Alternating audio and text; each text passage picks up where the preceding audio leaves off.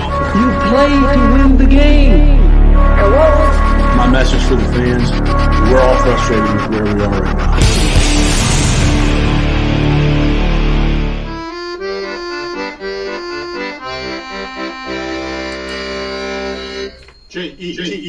Tom Brady sucks! What's up, everybody? How you doing? I am ready for tonight. I am looking for the 3-4 Tampa Bay Buccaneers, led by none other than two of the people in the NFL I dislike the most. They are Tom Brady and Todd Bowles and a bunch of other jerks. I hope they lose. I want to see 3-5 tonight. So this is the Thursday thick of it, right alongside Thursday night football. And I am GreenBean. Again, I am psyched to be here with all of you. We have so much to discuss. So much to discuss. We got handshakes. We have Bible quotes. We remember quotes. We got all sorts of fun stuff. And this is Patriots week. I hope you are as excited as I am. I know someone else who's as excited as I am. You're going to feel the excitement the second he comes on. He's bubbling over, brimming, as they say. Let's bring on the most excited guy I know, Frankie from Flatbush. What's up, Mr. Excitement? As they said on the last episode of One Jets Drive, the jig is up. Ooh. The news is out. Here come the Jets. I love it. And here comes the Thursday Thick of It show with GreenBean. Yeah, and Frankie. And Frankie. Yeah. I like that. The jig is up, man. You know who started that, I think? I think it was, and the source of all things, Frankie, in my opinion, is this man. It's Michael Clemens. They asked Michael Clemens in the locker room, they said, what do you think the message is from the New York Jets? What message are you sending? And he sat there for 18 seconds, thought about it as he does, and he said, the New York Jets are coming to play. You know what I mean? Like, that's it. We're coming, baby. You like that, Frankie? Well, you got to love Michael Clemens, and you got to love the pauses. He's the king of he'll do the long pause and then give you a short answer. It's like if you're going to think that much, maybe you were going to come up with something voluminous. Nope. He'll just give you 5 words. That is fantastic. Right. He's like, no. Yeah, right. I love Michael Clemens. I love, dude. He gets in the game for 20 plays, at least on defense. He also plays specials, so it balances, But he comes in for those 20 plays, and he's there almost every single one of them. He's there, and I love that about him. I love role players, Frankie, and you know what I like even better? I like role players that develop into like full-time players. I love those guys. And Michael Clemens looks just like that to me. You know who else it looks like? It looks like Eric Craig is wanting to talk. What is he? It's a Thursday Think of It. That's right. The best show on YouTube. I love it. I love it, Eric. I'm glad that you're here. Sean McNeil is here. Duncan McLean is here. He's going to the game on Sunday, along with so many of our Jets brethren. If I'm being really honest, I don't always feel this way. I'm going to be honest with you guys. I don't always. But this week, I am riddled with envy. I really am. I want to go. I want to be there. I want to hug people. I want to yell and scream and lose my voice and eat cheeseburgers. I want to watch the Patriots lose so bad. Now, I'm not looking past it. I'm not assuming, but I want to be there with you, Duncan. I really do. Harry's here. Kyle Lornsby is here saying hello. Hank. You guys are always up top, and I thank you for that, all of you. Truth, you guys are the best.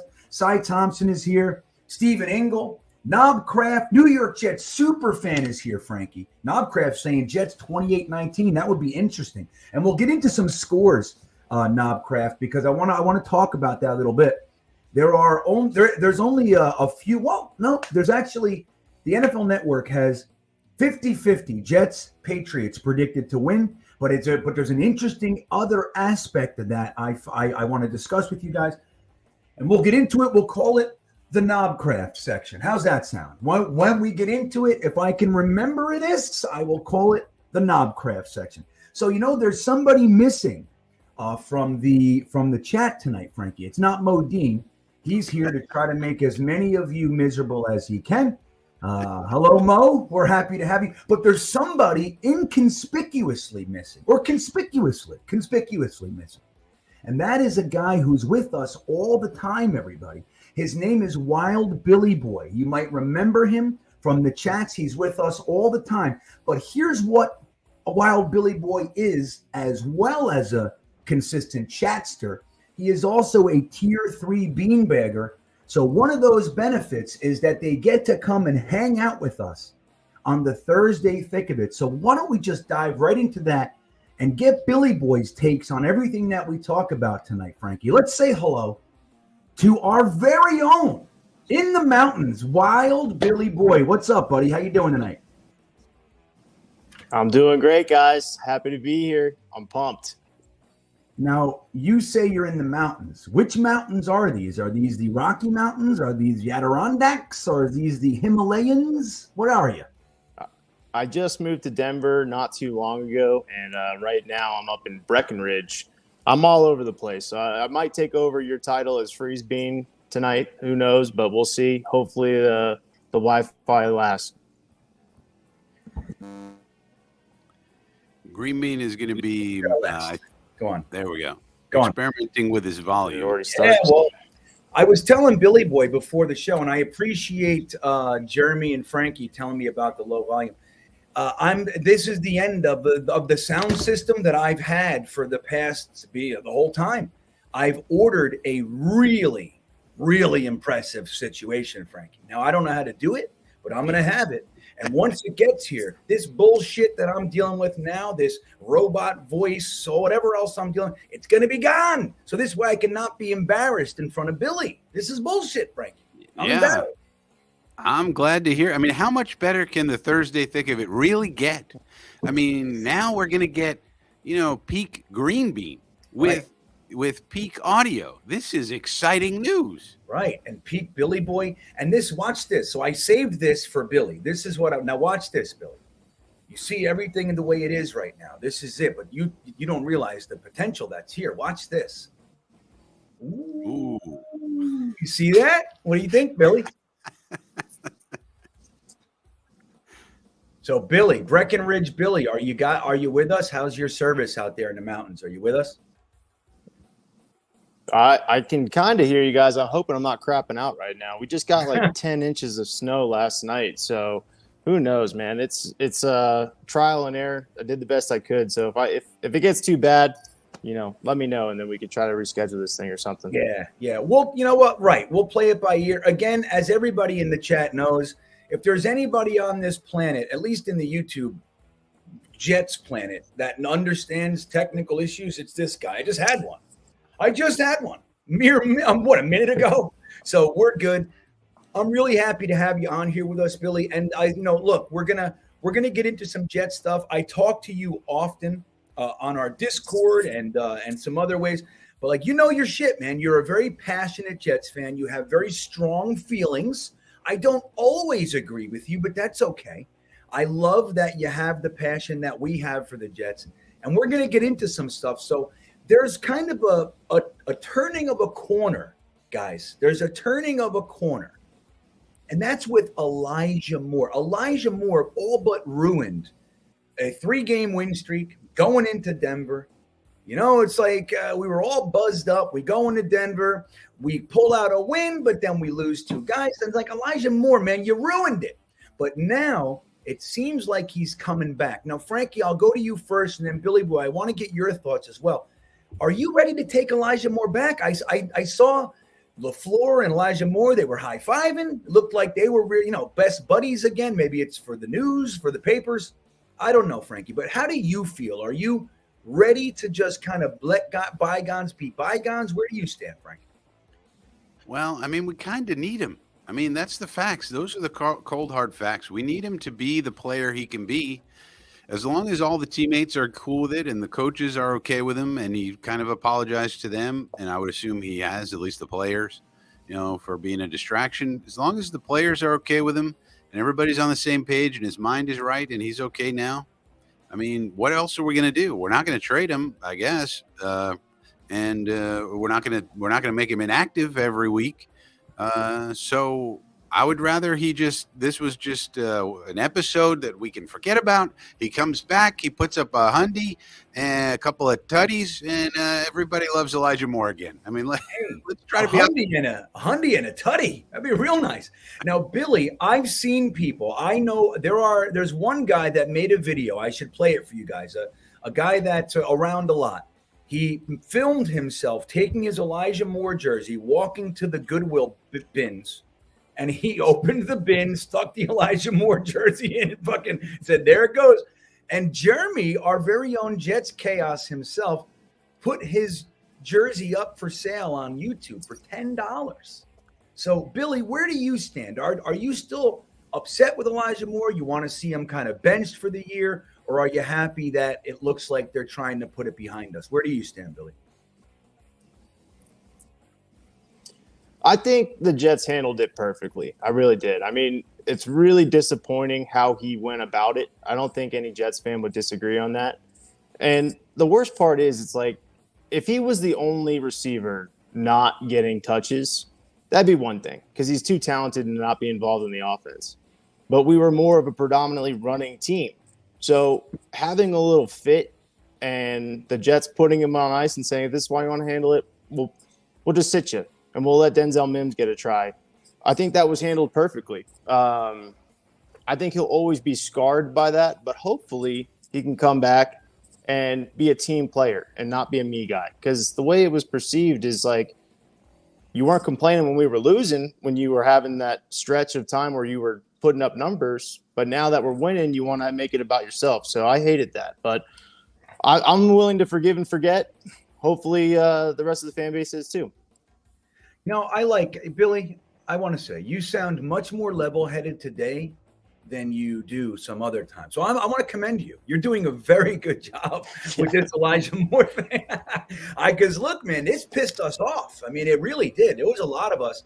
We were upset because, look, we don't win around here very often. So we win and everything. But I think you're right, man. I think that the way that Joe Douglas, Robert Saleh, and probably, as an extension, LaFleur and everybody else, they just moved and, all right, well, go sit down. What do you want from us? Go sit down. We got other Denzel Mims will come in and we'll go play. And then they checked with him. Hey, you ready to come back? Yeah. Oh, yeah. Okay. Then come on back in. And it seems really kind of like they don't panic. Like the New York media, even us, like the fans, like I said, we're burning jerseys and everything. We're very susceptible to the emotional swings. We're emotional. That's what we are. And the Jets are just like, take a week off. What do you want from me? And I think I actually like that. Now, let me ask, Frankie said that a hundy and a tutty, Billy. A hundy and a tutty. Now, I don't know if you know what that is. Those are cars. That's a brand of car from Yugoslavia. You remember that car, Frankie? The Yugo? You remember that thing? Yeah, I remember the Yugo. But so, Billy, I want to ask you, there was some word coming out today. Mike LaFleur said that they would consider putting Elijah Moore in the slot a little bit more than maybe they have up to this point. Do you think that's a concession? Do you think that's like kind of bending toward Elijah Moore? Do you think it's smart? What do you think about that comment, Billy? Well, I would encourage all of the people in the chat right now to join the Beanbaggers, because I've had a take on this for a while. I've wanted him to be in the slot. And I've said from day one, I would rather have one of the best slot receivers in the game who can play outside rather than forcing him to play outside and then not be able to get him the ball. So more than anything else, though, I want the game to play out organically. I don't want the Jets to try to force feed him touches just to try to appease his ego. But I want them to use him in a way that makes the most sense. So that's kind of where I stand on it. Yeah. Now, that makes sense to me. Now, Frankie, what do you think about that? Just to add to that, there have been rumors that the reason Elijah Moore is on the outside, and we've all complained about it at least a little bit, is that that's what he wants. He wants to be a number one outside wideout. So, I mean, where do you stand, Frankie? LaFleur said maybe we'll consider more in the slot, but maybe Elijah Moore doesn't want to play the slot, or what do you think? Right? How's this grabbing you, Frankie? Well, he's never going to be an X receiver. I mean, he's just not big and strong enough. He just isn't. So if he's going to play outside, it's going to be on the Z, where he's going to face less man press, and that fits his skill set. So if Elijah Moore has different ideas, they're wrong ideas. Like, he needs to be able to get off the line of scrimmage and then utilize his amazing route running that he has. He's a precise route runner. So you can do that better at the Z and in the slot. That's where you can do that because you get less man press. So I don't know where that came from, but hopefully it didn't come from Elijah, because that would be somebody who just doesn't understand how he's going to be the most successful in this league. So I don't mind him being the Z, but I would like to see him more in the slot. You could even put him in the backfield. I mean, they did that at Ole Miss. Right. He can do that. He can do jet sweeps. He can do pop passes. There's lots you can do with Elijah. He's extremely talented. So, it's just a matter of let's utilize the skill sets that we have within the concept of our, scheme, because God forbid we do something outside of our scheme. We couldn't possibly be that creative. Oh my God. Yeah, I mean, God forbid. But but yeah, I mean, he's never going to be an X. He doesn't have the physicality to do it. He has to get off the line of scrimmage and not be manhandled by larger DBs. He's a small receiver. That's just the way it is.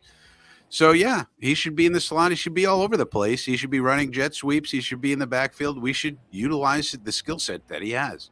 He's extremely fast. People forget how fast the kid is. He's super fast. Well, he's super quick too. Yeah. Like, that's the, maybe he doesn't have the top end speed like a long-legged, Denzel Mims or somebody long, but as far as inside, I mean, shit, you could probably, struggle to keep up with him. I agree with both of you guys, man. And look, I wouldn't look, it's like not in response to him kicking and screaming like a little baby. But the truth is, I wouldn't mind Elijah Moore being the focal point of the offense, like Frankie's kind of alluding to, at least to some degree. What about having him in the backfield? What about, coming in on jet sweeps or design screens and not that stupid 5 yards behind the line of scrimmage wide receiver screen that they run that once a game to him, and it hasn't worked yet from last year. It just hasn't worked. So I wouldn't mind. I mean, look, we all thought Elijah Moore, this was going to be a year for a breakout for him. So don't like the way he handled it, man. But I do have to agree that I don't know if we're really getting the most out of this guy, and that's on our OC. That's on our OC. So Matthew 13400 chiming in. He's trying to implore to his fellow Jets fans that are going to the game, Frankie. New York just sent us season ticket holders an email. Attention all fans. Welcome to the AFC Showdown. Please get inside by 12:45. We're sending off fireworks at 12:15 to let you know it's time. How nuts is that? Well, you know why, Matthew? Because we don't go in. We're having too much of a good time.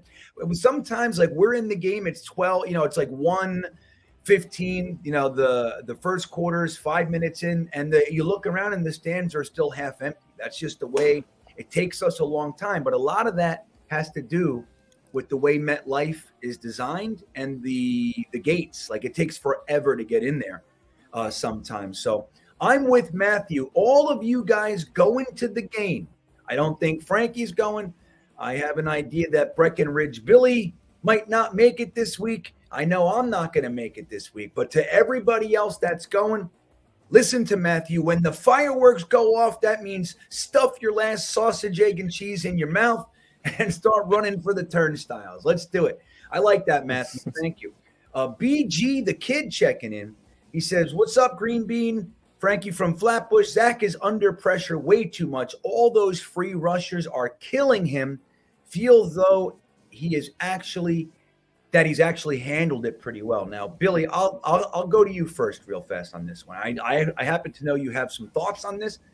The pressure that Zach is feeling. Like, so right now, a lot of Jets fans are kind of split in the middle. There are some that are kind of critical of Zach, and there are others saying Zach has no chance because of the pressure and some other things. What do you think about the free rushers? I mean, we saw that more than once against the Denver Broncos. We saw it some in other games, not in Green Bay. The line did a good job in Green Bay. But what do you think about this? Do you think it's the offensive line? Do you think it's just the fact that we're kind of changing guys every week? What do you think about the free rushers and the offensive line? Do you think that's why Zach is struggling so much? Maybe. I think that definitely plays a huge part of it. It's really unfortunate that the line that we thought we were going to have, which I think on paper was like one of the top 5 lines in the league, has just been decimated. So that really sucks. But Zach is not turning the ball over, so that you got to give him that. You got to give him that. That's huge. The no turnovers. I mean, Jake Asman has said it a bunch. If he turns the ball over, we lose that Denver game, but he didn't. I guess some of those off-script plays, though, they just leave you scratching your head because sometimes we look like Zach on ice out there when he was doing that twirly move and then almost fumbled the ball. I just wish I don't know, maybe got the ball out a little quicker or maybe tried to read the blitz. Denver defense is tough, but all I can say for Zach is he's not turning the ball over, which is awesome. But some of the decision-making that he is doing when he leaves the pocket just kind of, leaves you gasping for air almost. I was at the game. I almost had a heart attack watching him do some of those plays. Yeah. Well, what drives me crazy? And it's like, look, I mean, there were plays where he snapped the ball and literally within 1 second, there was a full speed rusher in his face. And he found a way to get away from that, which is amazing. But the idea that he runs backwards 15 to 25 yards, twirling around like he's a ballerina back there. It makes me, dude, I'm telling you, I can't handle it. I'm like, oh my God. It's like, it really is something. But you got to give it to the kid. If that was Flacco, if that was, I don't know, 75% of the other quarterbacks in the league, they're all sacks, all of them. So at least we got to give him that. And like you said, he's not turning the ball over amazingly. Now, our luck might be running out. We saw it in Denver. That might have been the gods going, okay, guys, this is the last one. This is the last one. He's going to start, he's going to start giving the ball away soon. But I don't know, man. I think I'm nervous about it. So, Frankie, what do you think? Laken Tomlinson had a tough game.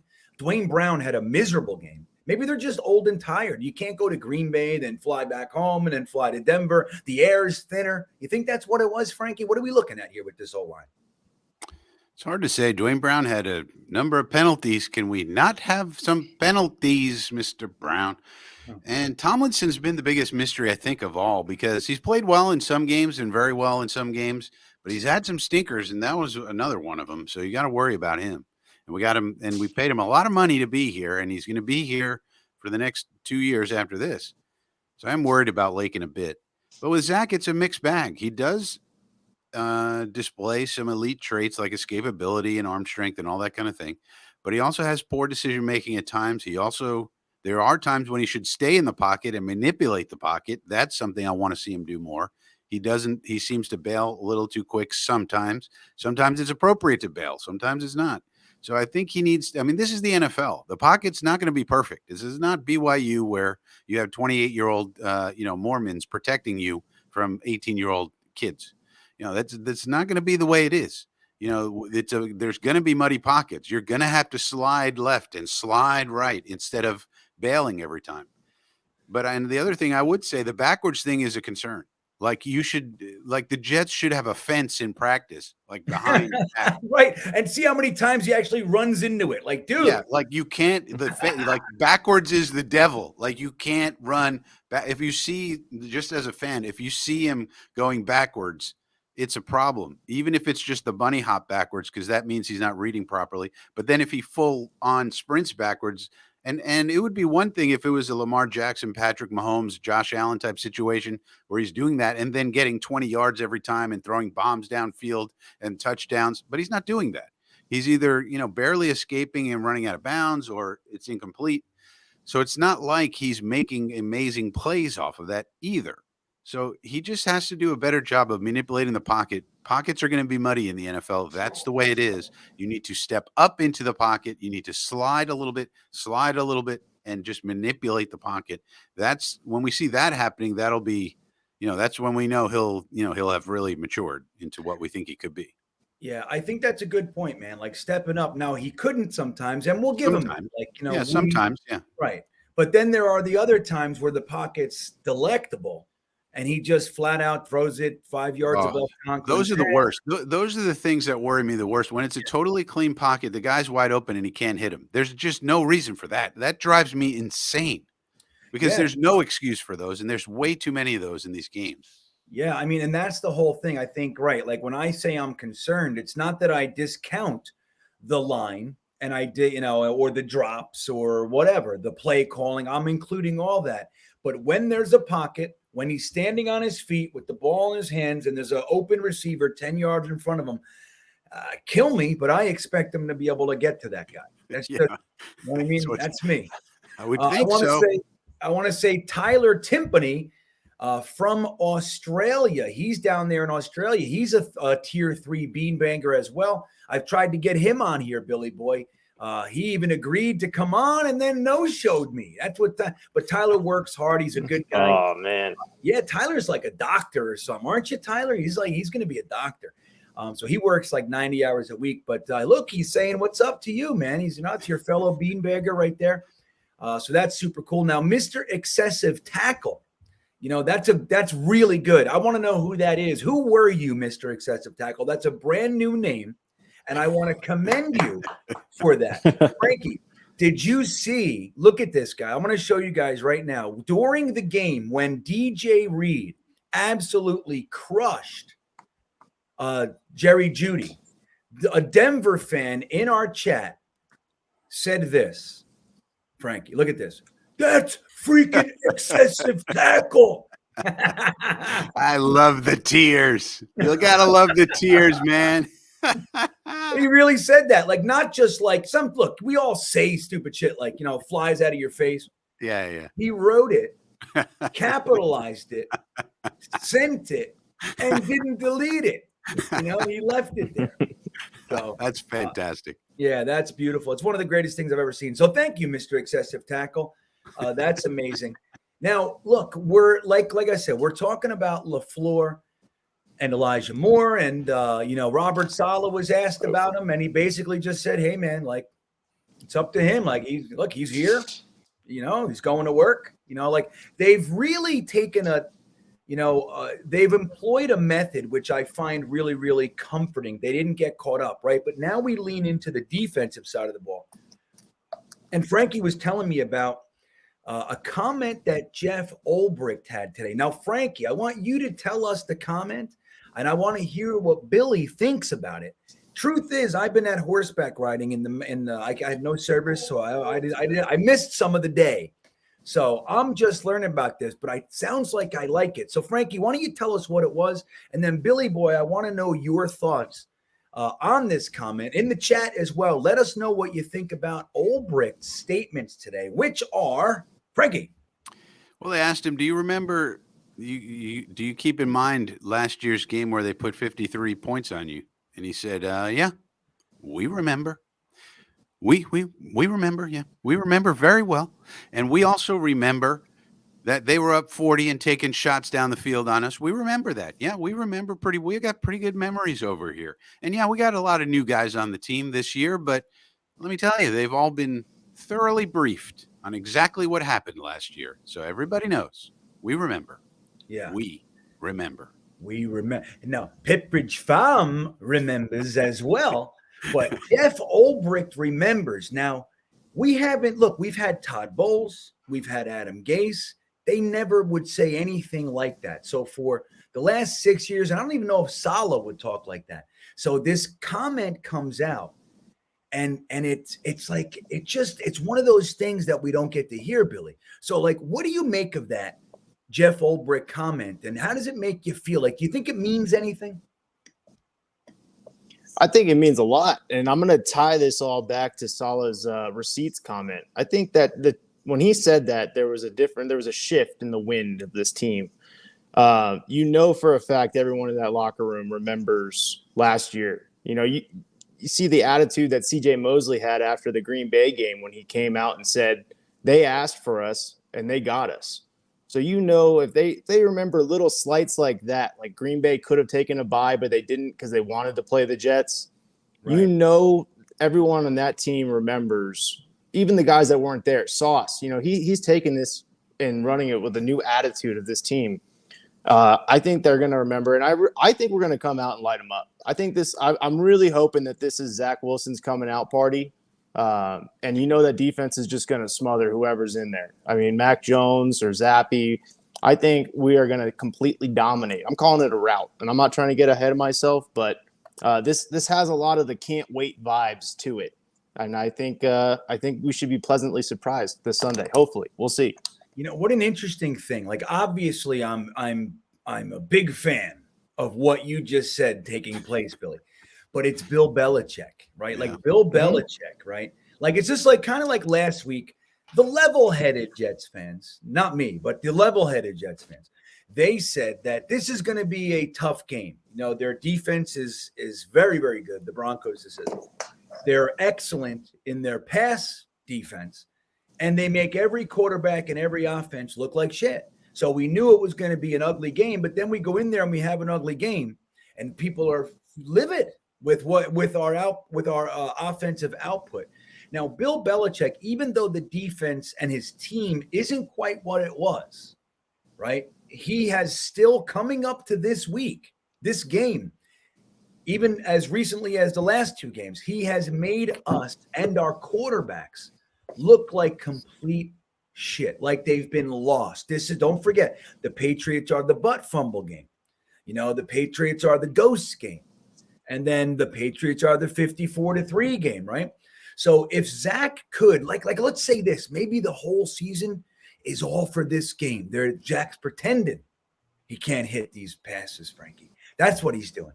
And this is like, if this really can be Zach Wilson's coming out party, and like Billy said, we can actually rout them. Our defense just Sauce is picking them off. CJ Mosley's lumping up whoever, Damian Harris and Quinnen Williams is getting in their face all day. And if that side's taken care of, if Zach Wilson can settle down and actually run an efficient offense, and we do rout them, it just might be the best thing that's happened to this team since 2015. I mean, and I'm not even exaggerating. This could be a real turn the corner game. Now, Frankie, do you think that's realistic? Like, I'm with them. I'm with it. I don't know. I mean, I got to be honest. I'm kind of traumatized. I'm afraid of this fucking Belichick guy. I hate him, but I'm a little spooked. Well, it's realistic for our defense to play well. We've seen it, right? We have the evidence. Our defense is a top 10 defense according to DVOA. Different metrics you could look at has us even higher. This is a real defense. And their quarterback situation has been uncertain, though on offense they have looked good at times, and they can always usually run the ball. But I could see us dominating, having a really good game on defense. The offense is a big question mark. Who the hell knows? Sometimes we're playing really well on offense, and other times we're not. It's still a big question mark. A lot of it is O-line. A lot of it is Zach. And, of course, Breece Hall now is out. So, we lost that stud muffin. So I don't know what we are on offense right now. The offensive line has too many injuries. I'm worried about Cedric Ogbuehi over on the right tackle. I don't know what he's going to do. What do we know about Cedric Ogbuehi? We know that he's playing. That's about it. He's playing, and we know that Matt Judon knows he's playing. And where the hell do you think Matt Judon's going to line up? Right next to Ogbuehi. Let me tell you. Yeah. So he's going to quickly identify there's a weak link. Let me try this guy. And God, I don't know how he's going to play. Maybe he'll play great. But we have no way of knowing. He played okay last week, but this is Matt Judon now. So, and Belichick, Right. So who knows? But it's hard for me to say that something like that's going to happen with so many question marks on the O-line, at the quarterback, even with the running back room, even though we're still pretty solid with Carter and Johnson, and even Bam Knight's going to be active. Yeah. Well, he may be active. We'll see. Or, and the kid we got from Jacksonville. So it could, if things go our way, it could go that way for sure. And that would be great. Did you hear that? Now you're getting feedback. Is that me? Yeah. That's me. I want to try something. I want to try something. Hold on a second. Hold on. What do I sound like right now, Frankie? There's something wrong with the connection because it's alien sounding. Well, that's the program. So how do I sound now? Same thing. How about now? Same thing. How about now? Same thing. All right, hold on. How about now? Different. Oh wow. Different but good. You're not good, but different. I feel like All I'm right, at a Queen concert. How about now? Now it's perfect. Better. Perfect. All right. Now from here, I'm going to do something else. I'm going to tinker with it. Now, Frankie, does it sound perfect? Like it's just not alien, or do I sound like I have a good microphone? That's what I'm shooting for. Yeah, you sound normal right now. This is the normal Green Bean voice. Okay, here we go. I'm going to fuck with it. Just good enough's not enough. Jeremy's like, stop. This is the best you've sounded in 8 days. All right, here we go. I'm going to click a button. You tell me how it sounds. Uh-oh. How do I sound? Was there a difference? Yes. I couldn't tell a difference. Maybe if I had headphones on. All right, let me just do this. Input gain. Let me put up the bottom end just a touch, and we're good. So I'm good? Yeah. Yay! Jeremy, fuck you. Sounds good. Why? I don't know. Thank you, guys. I appreciate your patience, Billy and Frankie. Everybody, just so you know, this is Wild Billy Boy. He is our guest tonight, and he is. You might recognize the name from the chats. He's one of us. He's with us all the time. But why he's here is because he is a tier 3 beanbagger, and this is one of the benefits of the tier 3 beanbaggers. You remember Mutt Viles was on, Iowan Jet fan was on. I think we had somebody else. I just, it's escaping me and I feel bad. But yeah, so we're proud to have you on here, Billy. Billy is a diehard Jets fan, just moved to Breckenridge. So he's up there in the mountains. We should all be so lucky to live up in Breckenridge. One of my favorite spots in the whole country. That area, I love it to death. So good for you, Billy. He just got, what'd you say, 10 feet of snow? So there's that.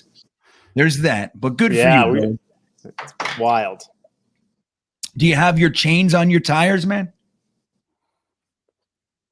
I just got a 4Runner actually this week. I got stuck in the snow on Tuesday, and I was like, I need a new car. I need to get a new car. So I went and traded it in yesterday, and we're rocking and rolling, man. So yeah, scary stuff driving through the mountains without the right car. Would never recommend it. I know you got rear wheel drive and shit. You're sliding, and yeah, it's a whole different thing.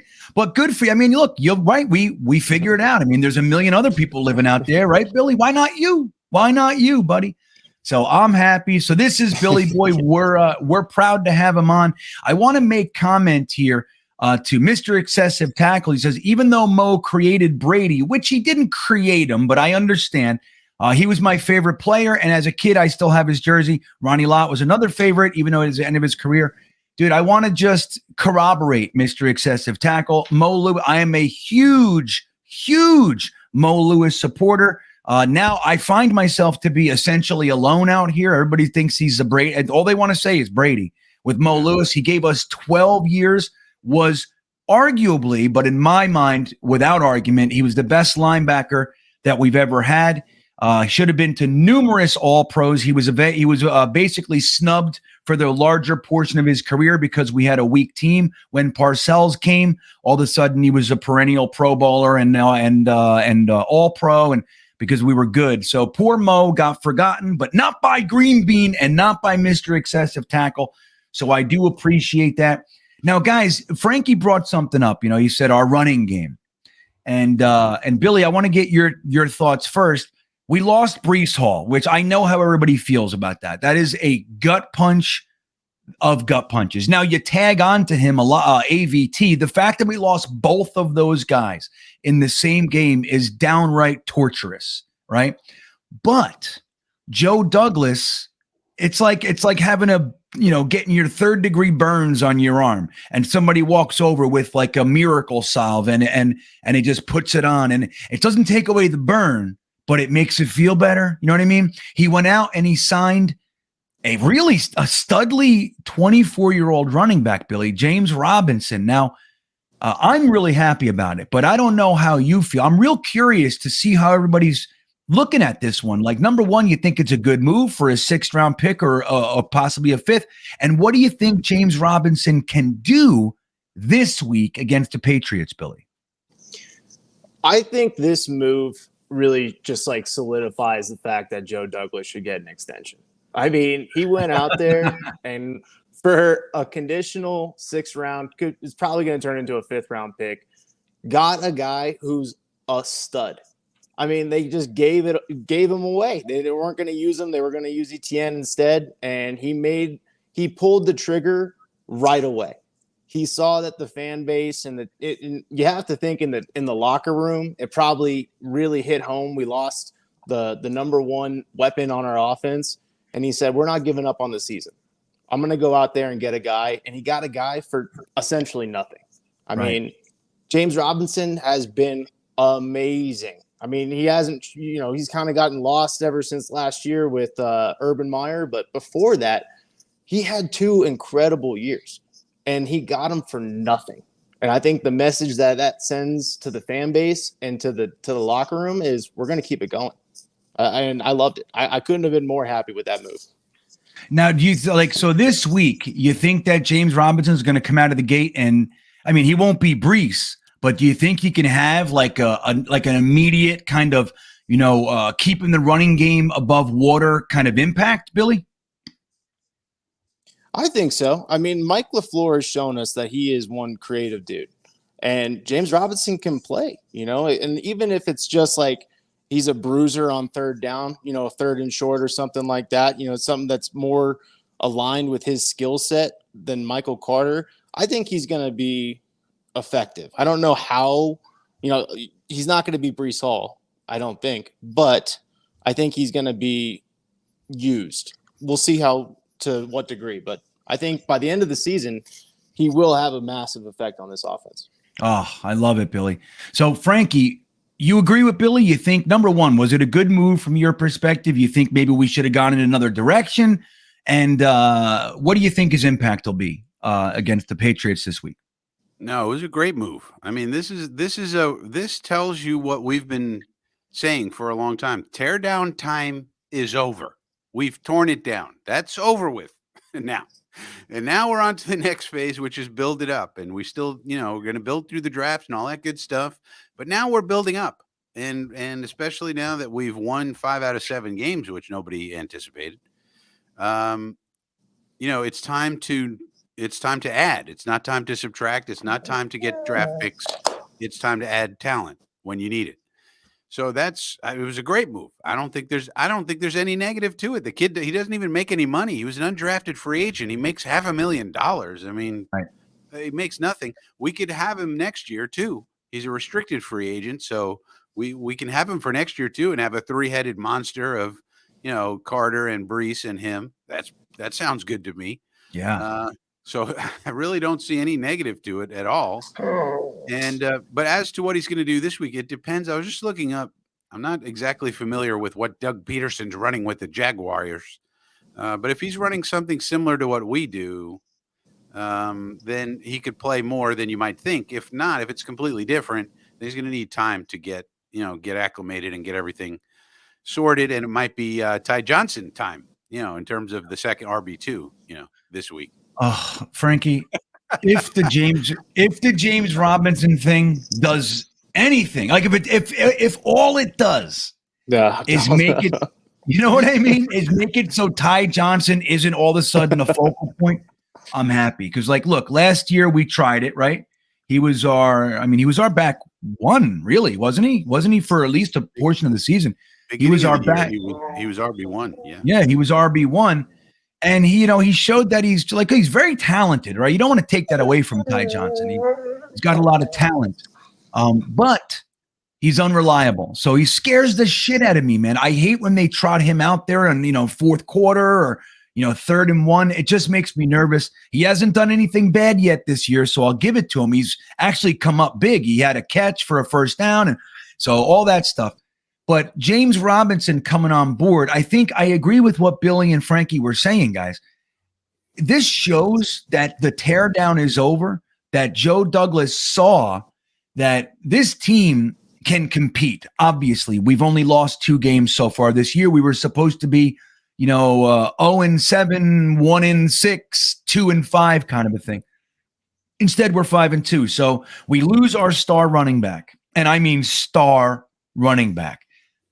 And he waits 2 hours. And he already goes out there and lets the whole team, the whole organization, and the fan base know, no, man, we're in. Just like he did in the draft, guys. We saw a different tact in the draft this year. All the other drafts that he had coming into this year, he was trading back. He was trading players to acquire picks. He was doing all this stuff to kind of give him the ability to bring players in. Even if it's late round picks, he needed bodies. He needed talent. He needed his own players because the players that were here sucked. I mean, let's just say what it was. They were all garbage, and he got rid of most of them. Even like, with all due respect, like Blesson Austin was considered our best cornerback at one point. I mean, he cut. He said, "Get out of here. We'd rather go with rookies, 5th round, 6th round rookies that are never played." So he was doing that. And then this year we see him. Number one, we had 2 first-round picks, but he uses his late-round picks to trade back into the first to get Jermaine Johnson. And then he uses his last 5th-round pick to move up a little bit and get Breece Hall. That sends a message. We're no longer in rebuild, just stockpiling bodies mode. We are trying to compete. We're going for quality over quantity. And this move does the exact same thing. James Robinson is 24 years old. Even though Urban Meyer just decided I don't like him. You drafted Travis Etienne when he didn't need to. I understand it. I do. I get it. You want to give Trevor Lawrence his running back. Okay, fine. But then when he went down, it's like, he was in the doghouse for large portions of the year last year. And then obviously he tore his Achilles tendon, but he's 24 years old with a 4.2 yard average. And here's what I love about him, Billy. I love that he's also a legitimate receiving threat.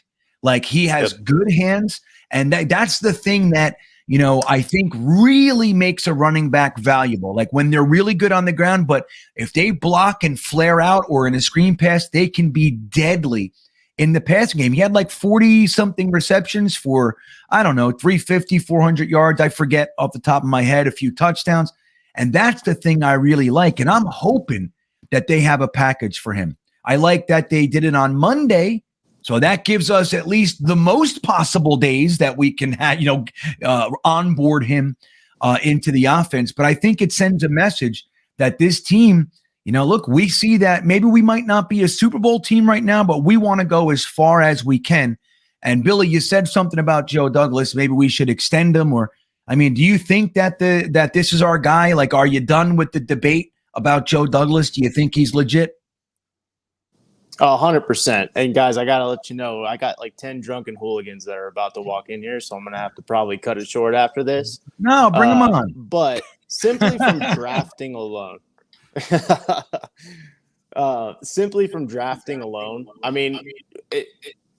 reason I got onto your guys' channel is I really wanted to find out how we ended up being so bad. I was really just curious. And when I dug into it more and more, it was just draft after draft after draft where we got nothing. And he has shown that he can evaluate talent. And not only that, I love how he kind of sticks to his guns and he has a methodology and he makes smart moves. You may not agree with every one of those moves, but it's the first time, at least in my lifetime, that we have a general manager that's thinking about the future and trying to build a sustainable dynasty, not just a win now quick fix. He did the slow bake and he did it right. So I really hope we extend him. I love him. I think he's been the backbone of our success, and we're starting to see the fruits of his labor. That's what he was going to say, Frankie. Labor. Fruits of his labor. Is that what you said, Billy? Labor? Yeah. It's all right. I just got the warning call. They're coming in, guys. I'll definitely be in back soon. All right. All right, Billy. Everybody. Thank you for coming on, buddy. And I'm really grateful to have you a part of our whole thing here. Have a good rest of the night. We'll talk to you soon. Go Jets, baby. Love you guys. Go Jets. There he goes. Wild Billy Boy, everybody. Again, a tier 3 beanbagger. Ooh, Lamar Jackson getting sacked by a big, ugly Vita Vea, looks like. But yeah, they're wild Billy Boy. If you guys want to get a chance to come on here with us, you can do it as well. Join the Tier 3 Beanbaggers. It also comes with, all the benefits, but you get a shirt, you get a spot on the Thursday thick of it or the Monday night mock, depending on which part of the year we're in. But yeah, Billy's did a good job, Frankie. I really like what he had to say. Now, before we get into this next hour, Frankie, I want to just dovetail with that. How are you feeling about Joe Douglas? I mean, look, Rich Cimini put out a tweet the other day. Now, I didn't see it except for people sent it to me.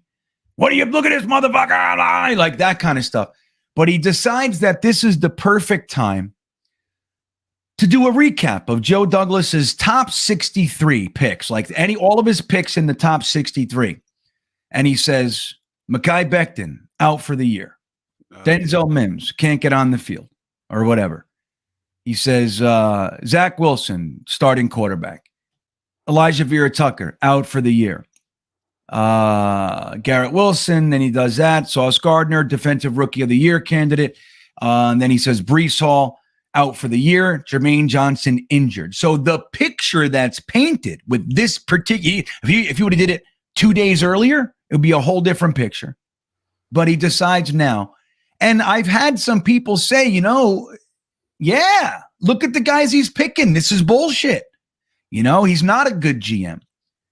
Where do you stand, Frankie? Like just at this particular moment, considering everything, both sides of the argument, where do you feel or where do you stand and how do you feel about Joe Douglas as our general manager? Well, you can't really hold the injuries against him. I mean, he's supposed to know AVT is going to tear his triceps in his second year. I mean, it's ridiculous. So if you're saying this guy picks all the injured people, then you're not paying attention to what's going on in the NFL. Every team has the same problems we do. We're not the only ones. So you can't really hold the injuries against him. Secondly, we're in year 2 of a down to the studs rebuild. And here we are 5-2, much better than anybody, including Dick Chimney, predicted. So I don't really want to hear from Dick Chimney, to be honest. That guy is the worst of the beat reporters. He's an absolute a-hole, and everybody should let him know it on his new YouTube channel. Just go right in the comments, say, you're an a-hole. Nobody likes you. Stop making videos, moron.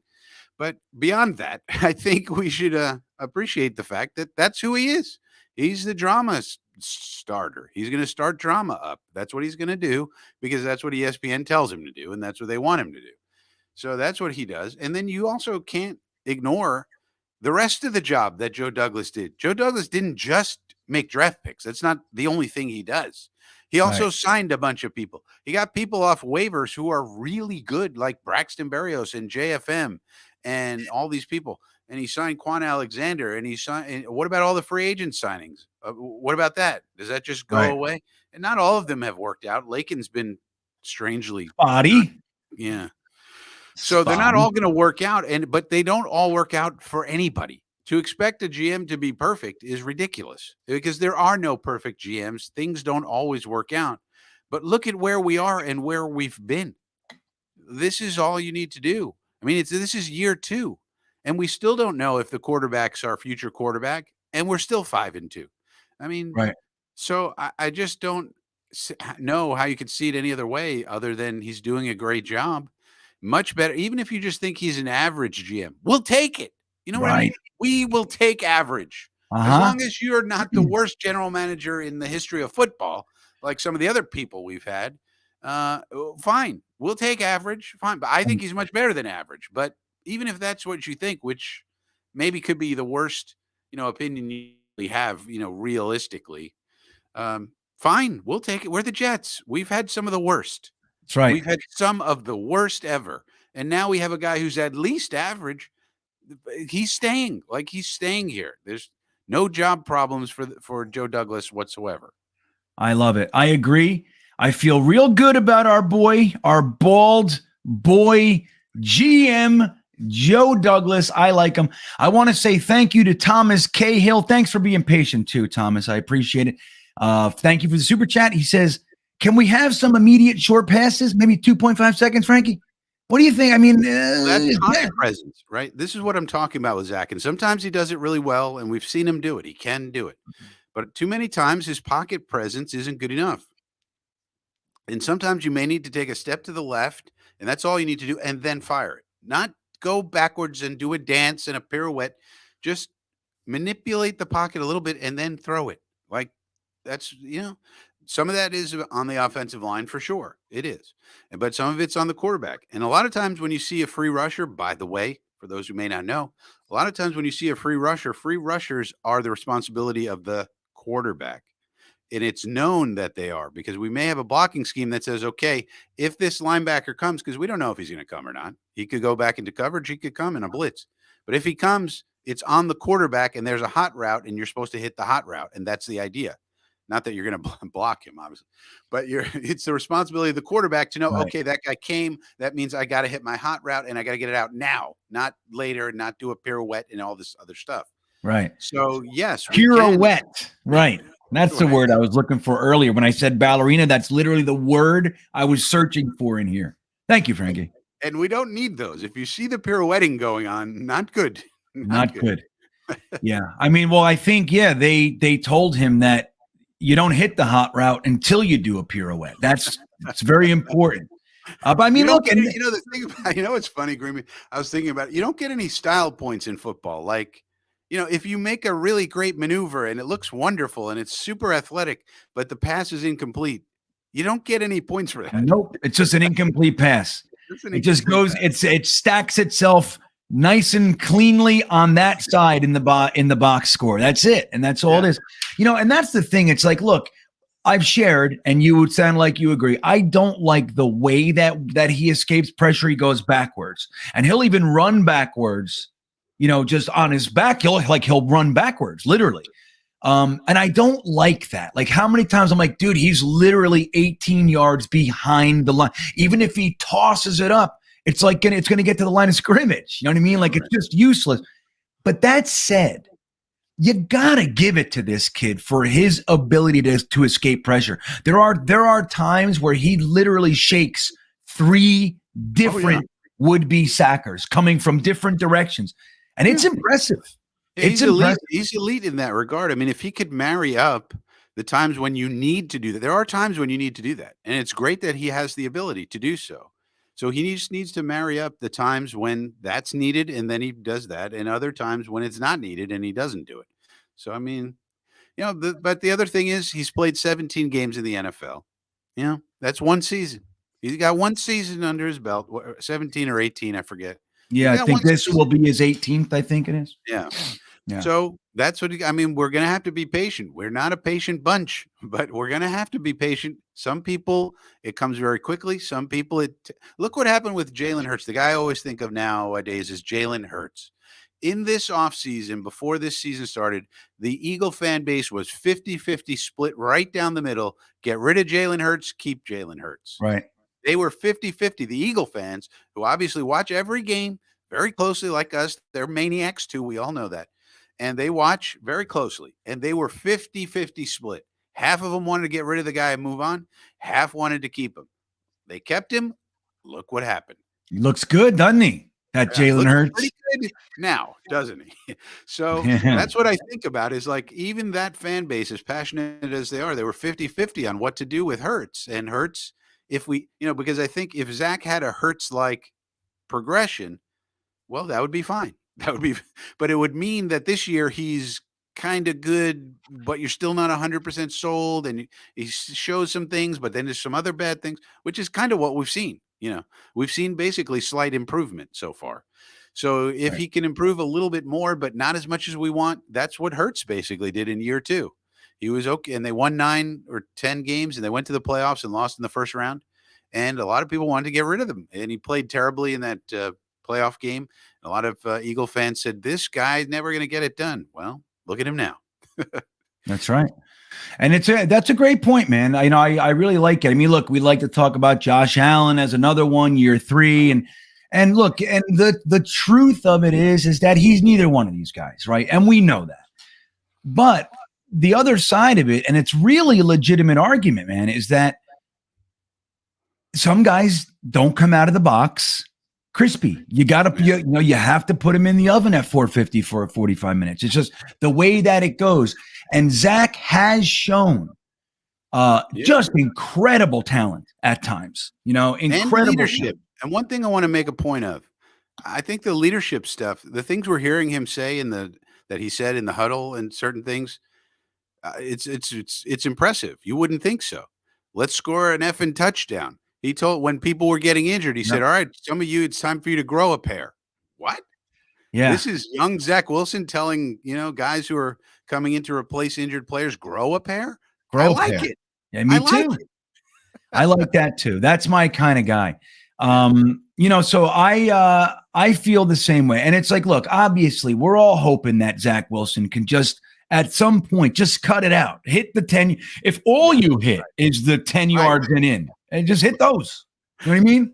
And when they come in, just take the sack. Don't sometimes a 3-yard sack is better than risking a 20-yard sack. Yeah. Right. Yeah. And then like getting your knee ripped off and all the other kinds of stuff. Like, I mean, the worst thing in the world would be to see him get injured. And don't forget, guys, it was the Patriots last year where the dirty hit took place. And, that Zach Wilson's knee got hurt, so, and I'll show that clip in just a second, Frankie. But I want to get to Max is New York Jets' super chat. Thank you, Max. I appreciate the super chat. He says, even though it's early to talk about the draft, here we go, Frankie. Max is jumping right in, both feet, but, all right, the Jets should draft Bijan Robinson. Bijan Robinson reminds me of Reggie Bush and Deborah Samuel. Maybe you mean Debo. Now, I'll be honest with you. I haven't been able to watch. It sucks because I was even supposed to go to 2 UVA games this year, and I had plans to watch all sorts of good college ball. I've watched almost none. So I'm going to be doing this shit at the end of the year, complete recap. Like I like to watch and kind of have know some areas, directions I want to look in. I haven't been able to do almost any. So I don't know who the hell Bijan Robinson is. Do you know who that is, Frankie? Yes, I do. So this idea is, I think, a little bit off base, Max. I got to tell you, and the reason is Bijan Robinson is probably the best running back in this draft. He's probably RB1. So he's probably a back of the first round, early second round guy. He might be middle of the first round. He's so good. He's a really good running back. The issue is we don't need running back. I mean, we got running back pretty much locked down. We have too many other needs. What are we doing in the offensive line? We need tackles. We had all these injuries. We don't know what the hell George Fant's going to be, and Max Mitchell and Mackay. Is he coming back? We probably need tackle. We need defensive tackle. What are we going to do at free safety? So what are we doing at linebacker? Quan's on a 1-year deal. CJ has a bad contract situation. What are we doing with CJ? Quincy, I think we got to sign to a real contract, I think, after this year. So we got linebacker needs. We have so many needs that going after Bijan Robinson, the absolute best running back in the draft this year, no, I don't think that's a good strategy at all. Bijan Robinson is going to be a beast, though. That's for sure. And I think he's either running back 1 or 2. He's right up there. But based on what our team is going to need, I would say this would not be wise for us to do because we just have too many other needs.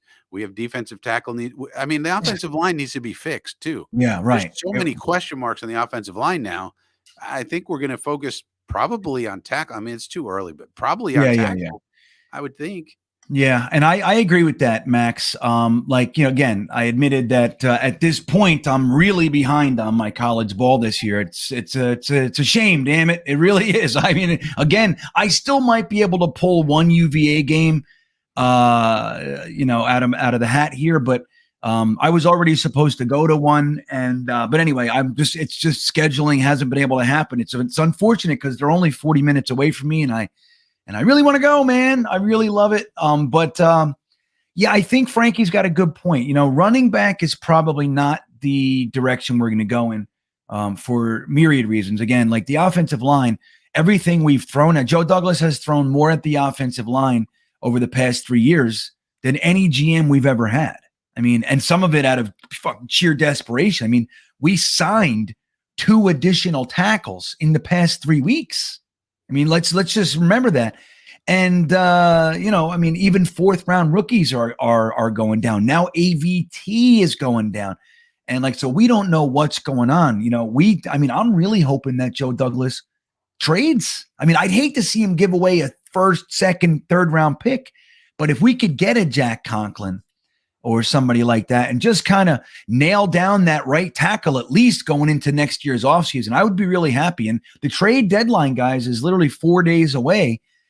Joe Douglas so far traded Leo Williams on the like the very, the wire, the very end of the trade deadline. The year after that, who was it? He did another one, but then last year, right, like the night of the deadline, he did the very famous Dwayne Brown for LDT trade, and then they cut him. We got Dwayne Brown back 2 weeks, or not Dwayne, Daniel Brown. A couple weeks later. So I mean, now he essentially got LDT for free. So Joe Douglas is known for making a trade at the last moment of the trade deadline. So I happen to believe very strongly that he's out there right now. Joe Douglas is not home. Joe Douglas is out there walking the streets of Cleveland or Houston. He's got a top hat on and a cloak and a cane, and he's walking around with a monocle. Just, where can I get some? I think he's doing that right now. I think he's trying to see what he can pull together without sacrificing. Like, we don't want to sacrifice next year's young crop. At the same time, man, we need, like Frankie said, even like George Fant, he's his last year in his contract. There was some dispute, right? There were some whispers that he's unhappy, going from right tackle to left tackle to right tackle to left tackle, all that kind of stuff. And now he's injured. So he's a 31-year-old injured left tackle, right tackle without a contract who's a little bit disgruntled. I don't know how much I'd count on Fant. Hey, he might come back this year, play the final 8 games or so and be fantastic, lights out, and we'll talk about it. But, he's a question mark. Max Mitchell, as much as we all like him, we don't know how he's going to come back from the injury or what's going to go on. We like him, right? So we have him in the bullpen. Becton is a huge question mark. We're talking about 2 season-ending knee injuries consecutively without playing more than a single game. So we lost him for 2 years without seeing one full game in that time. That is frighteningly scary. Now we have AVT. Listen, both of the starting tackles that we went into this year with are at minimum huge question marks. So I'm hoping that Joe Douglas utilizes this trade deadline to get somebody in. And I don't know, I might even lean towards guard. Who's our backup guard? We got Feeney backing up center and maybe guard, but I think we need one, man. Mike Remmers can play guard. Yeah, so, he's played guard before, right? Yeah, so he can do it, and it's not the greatest plan in the world. And Feeney would be the primary backup now, guard center, and then Remmers can back up guard and tackle. And then I think we're going to call up this Sunday. I think we're elevating McDermott. I got news for you. Connor McDermott, because we only got 7 on the active roster right now. McDermott's on the practice squad. We also signed Myron Cunningham. I don't know if you saw that news, GreenBean. I did not see that. When did that happen? Today? A couple of days ago, but we signed him to the P squad. But this is a guy who was in the draft, and we picked him up. He might, who knows, probably nothing, but he's on the P squad now. We got a bunch of guys in the P squad also, but yeah, there's a lot of uncertainty. Even McGovern's on the last year of his deal. Even though he's not the greatest center in the world, he's probably average or so. But still, having an average center is valuable. Yeah. So it's like, and he's on the last year deal. So what do we do there? So there's a lot of uncertainty there. There's a lot of uncertainty on the defense. Like I said, the linebacking core, a lot of uncertainty. We only have, Joyner's played well this year, but we only have him on a 1-year deal. Quan's on a 1-year deal. Rankin's on the last year of his deal. Solomon Thomas, 1-year deal. So, that's a lot of people to replace. I don't know what it really is. Yeah, it really is. Now I'm hoping, and I have a sneaking suspicion that this is exactly what's up. The reason that they didn't draft a center or anybody this year is because they really wanted Jarrett Patterson, who elected to stay back, and he's going to be coming out obviously in this draft. And I think Jarrett Patterson's a 10-year starter. I don't know. I've heard that he was supposed to be, but I think I don't know. I haven't checked in on him recently, but I think he's struggling. Yeah, I think his stock has gone down. Good, even better. Let his stock go down. And but beyond him, I don't think there's anybody. There's no like Linderbaum's Creed Humphreys in the draft this year, as far as I can tell. So at least, I mean, it's still really early. Those guys will is. emerge later. But It is, maybe, yeah. I mean, maybe we're going to go for the best center available. But even I gotta so, check I don't into know. Garrett But there are going to be a lot of needs because guys are on. I mean, what do we do with Rankins, for example? I'd extend him if he keeps playing like he has been. But until we do, we haven't. So I mean, Yeah, I mean it's gonna right, but so that's the thing. It's like, look, and it's tough to say running back is good when our guy has a major injury that takes about a year or whatever, 10 months to get back from. I mean, and he might not even be back for a few months after that. So, we don't know. The good thing about the James Robinson trade, Frankie alluded to it earlier, or touched on it, I should say. He's a restricted free agent. So one of two things can happen with James Robinson. If we just allow him to go, he counts towards the comp pick formula. So that's a free comp pick, just going that way. But I believe his contract, it's about 1.7 million, his tender, and that's nothing. You know what I mean? That's just keep him. Yeah. I mean, just keep James Robinson here. I mean, we got him, and then Bam Knights are fourth, basically. If you don't want to, if Brees is in the mix, and that's fine. Yeah, but then we got to remember Ty Johnson is very important. Ty Johnson can go to the practice squad. We got a spot for you right over here, Ty. Right over here. There you go. So, Frankie, it's time to talk about the sponsor of this show. Now, I have big news for you guys. I want you to know this is legit. So we are going to talk for a brief moment about our sponsor. You guys know who they are. They are Manscaped, and we are going to talk to you guys a little bit about Manscaped. Now, before there's Frankie reading the news. Now, this is like a couple weeks in a row that they are the headline, Frankie. Look at this. This is big. Big news. Manscaped, they save balls. So if you want your balls saved, I mean, these are the people right here. These are the people. Now, guys, I want to just show you just very quickly. This is the leather case that comes with the performance package. Now, I love the performance package. I mean this sincerely. I wouldn't talk like this if they were a sponsor, and I would just tell you the stuff they want me to tell you. But I happen to love this shit. It comes with the Lawnmower 4.0, which the big difference between this buzzer and there is the flashlight, guys. It's life-altering. I'm not even kidding. Right, Frankie? It changes everything. Now, look at this. Now, it's dark down there. It's dark. You don't realize it. You don't realize how dark it is until you turn the light on. You're like, holy shit, I couldn't see anything a second ago. You might find out you have some crabs, but still. No, Manscaped does not make any claims when it comes to sexually transmitted anything. But look at the little charging, post for it, or whatever, the little hub. So that's how that goes. It also comes with the Weed Whacker, Frankie, which is amazing. It's a nose and ear trimmer that actually, I mean, in my experience, they can't say none, but I haven't had one pull yet. Like, so every nose trimmer I've ever had, they always pull. This one doesn't. No flashlight though, Frankie, but that is what it is. So guys, right now, Manscaped is having all sorts of deals on their website. So you can get like 20% off, 10% off, 30% off. The greatest thing is with our code, GreenBean, they actually allow you to tack on another 20% from whatever deals they're having right now. And it just so happens there are numerous deals. The performance package, I think, is up there there's a percentage off on it. And then you tack on GreenBean and there's another 20% off. But Frankie, I'm even going to add this to the Manscaped thing. For anyone who orders Manscaped and uses the promo code GreenBean over the next 48 hours, all you got to do is take a picture of the confirmation and send it to me, the date and the GreenBean code and all that. I'm going to add a free GreenBean t-shirt to the mix. Anybody who orders Manscaped and uses the promo code GreenBean, the next 48 hours, I am going to add a GreenBean t-shirt for free. So you get the free shipping, Frankie. You get the 20% off. Look at Jeremy wants. He's look at him. There he is. He's got it too. Everybody, there he is. Jeremy wants in. Jeremy loves his products too. That's the truth of it. We love it. It's beautiful. It really is an excellent, excellent product. So you get the free shipping, guys. You get the 20% off in addition to whatever else is off on the products.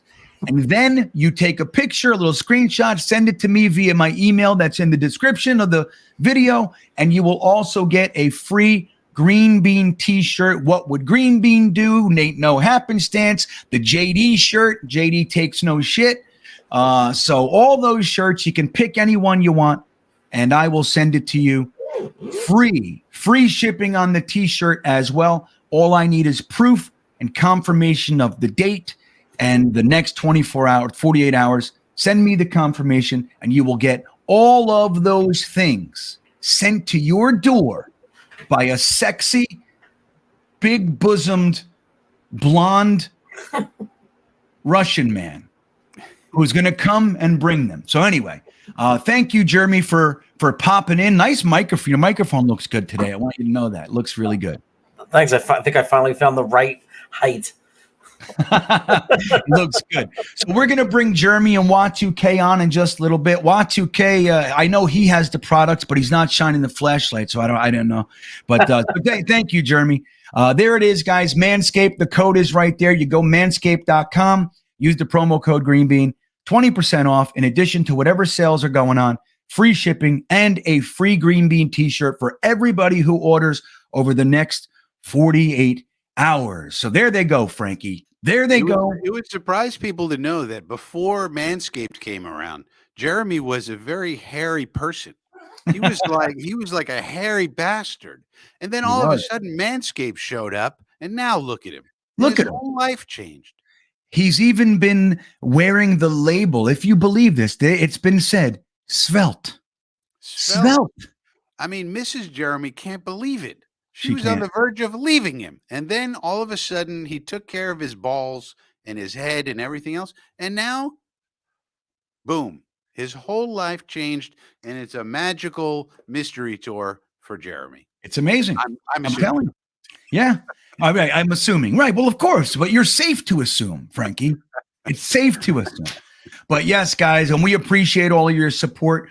I've gotten confirmation that numerous people have used our promo code to order the products, but this is a temporary sponsorship, so we're hoping that they choose to stay on with us, and this obviously will help. If you guys are thinking about doing it, now is the time. Now is the time, and thank you for all of your support, and thank you, Manscaped, for the sponsorship and just for some badass products, man. So Thomas Cahill checking back in. Thank you, Tom. He says, roll the first and get Tunsil. Ooh, I've heard this, Frankie. He's not alone. Let me ask you. Now, I want to look up Tunsil's, if you don't mind, real quick. I'd like to get your thoughts on Laramie Tunsil. Would you do it? Would you roll the first and get Laramie Tunsil? But there's some monetary concerns. But how do you feel about that? Like, just as, first for the player, what do you think, Frank? You think that would solve anything? I don't mind it as in terms of the talent. Tunsil is a top of the line tackle. There's no doubt about it. The problem is his contract. His contract is ridiculous, and he's not happy with it either. It's weird. He wants more. He wants even more, and so I don't even know. I don't even know if we could afford him this year. We'd have to move things around, I think. Some of his contracts already paid this year, but I'm not sure if we could afford him even this year. And then it balloons. There's 1 year in there where he's scheduled to make like 32 million or something. Yeah. Let me, I'm going to pull it up, Frankie. I want you to help me. You guys know, and I say it all the time, I have a ground level understanding of numerics, but I get lost in the sauce quickly with numbers and all that, like stats and shit. I'm good. But this kind of stuff, it just loses me. It's not my strong suit. I'm okay with that. I'm happy to announce and admit my weaknesses. It allows me to pursue my strengths. But Frankie, on the other hand, is he's brilliant, guys. I don't know if you know this about Frankie, but Frankie is downright brilliant. So let's go to Over the Cap, everybody, and let's take a look at Laramie Tunsil's contract here, Frankie. Now, first off, can you see that? Is it good? You can see it on the screen? Okay. So we are in 2022. So he's got a base salary, Frankie, of $1 million, $1,035,000. Prorated bonus of 16 million. So his cap hit over here is 17.7 million. Now there's dead money here, Frankie. If he's cut, and I believe this applies to trades as well, if he's cut, he counts $34 million for the team that sends him away. So I don't know how that goes, but next year is where it gets nuts. He has he counts $35 million on the cap. So that's where the interesting thing is.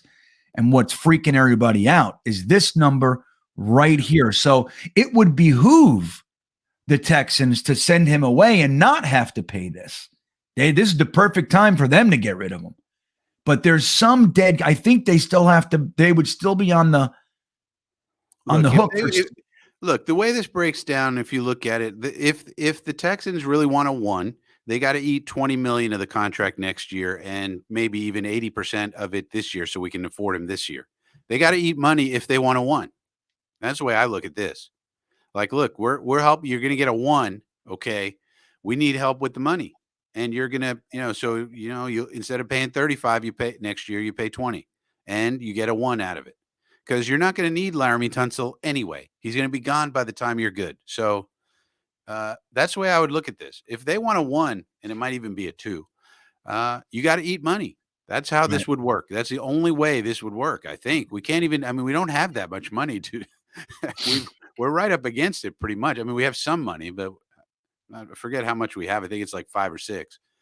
So they would have to eat it. Because we still have Dwayne. We're still on. Dwayne Brown is here next year too. It's a 2-year deal for Dwayne Brown. Yeah. Well, I'll tell you what. Look, and he's only really had one bad game, so you don't want to throw him, and just kind of start labeling him. He's played well, but any more games like that, 3 penalties, missing guys. Penalties. The game before the Green Bay game, he was great. It was lights out.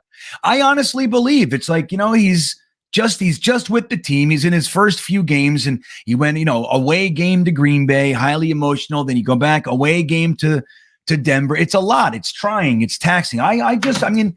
Not an excuse for him, but I think that kind of shit's real. You know what I mean? Like, I think he had a bad game because of those details, those variables and then, you got the high altitude, all this stuff. So let's see how he settles. Because when he played well, Laken Tomlinson had one of his better games, if not his best game as a Jet in Green Bay as well. So I don't know, right? Laramie Tunsil is a left tackle. We have a left tackle. Yeah, and Brown's never played right tackle. Now, if Tunsil does like 35 million coming to him next year, well, that's the cap number. Well, he'll still get his money. But if he's not happy with the size of a contract, maybe this guy's just malcontent. That's the other part of it. Who's never played right tackle. So if he's upset about his contract where he's making one of the biggest numbers in the game, is he really going to want to move to right tackle? Probably not. Right. So, and we're not moving. Dwayne Brown's probably not moving to right tackle. So that's the other problem with this. Well, but Sluggo has a great point. Think of all the money, the marketing that we could, all the money we could recoup selling Laramie Tunsil gas masks for weed. You got that. That's a potential monetary stream. So we do have that. But yeah, I don't think Laramie Tunsil is a realistic option. I just don't. And again, with the potential compensation that they're going to want, and we know Joe Douglas, we don't have to worry about him getting taken for a ride. So I don't know, but he would figure it out. But let's do this one. This is another guy that we're hearing is legitimately on the block. So it would be real interesting to see if, come on, everybody. Why isn't it working? You probably have to click his name there. I did. Click it below where it says. This. Oh, there. I didn't even see that, Frankie. That's crazy. All right. So here, thank you. That's what I'm talking about. Frankie is brilliant. So, okay. So 28-year-old guy, 6'6", 308. We know that Joe Douglas was in on signing him in free agency that year. We lost him to the Browns, and Joe Douglas, right on the heels of that, that's when he got George Fant. So we know this. He definitely likes him, or at least liked him at one point.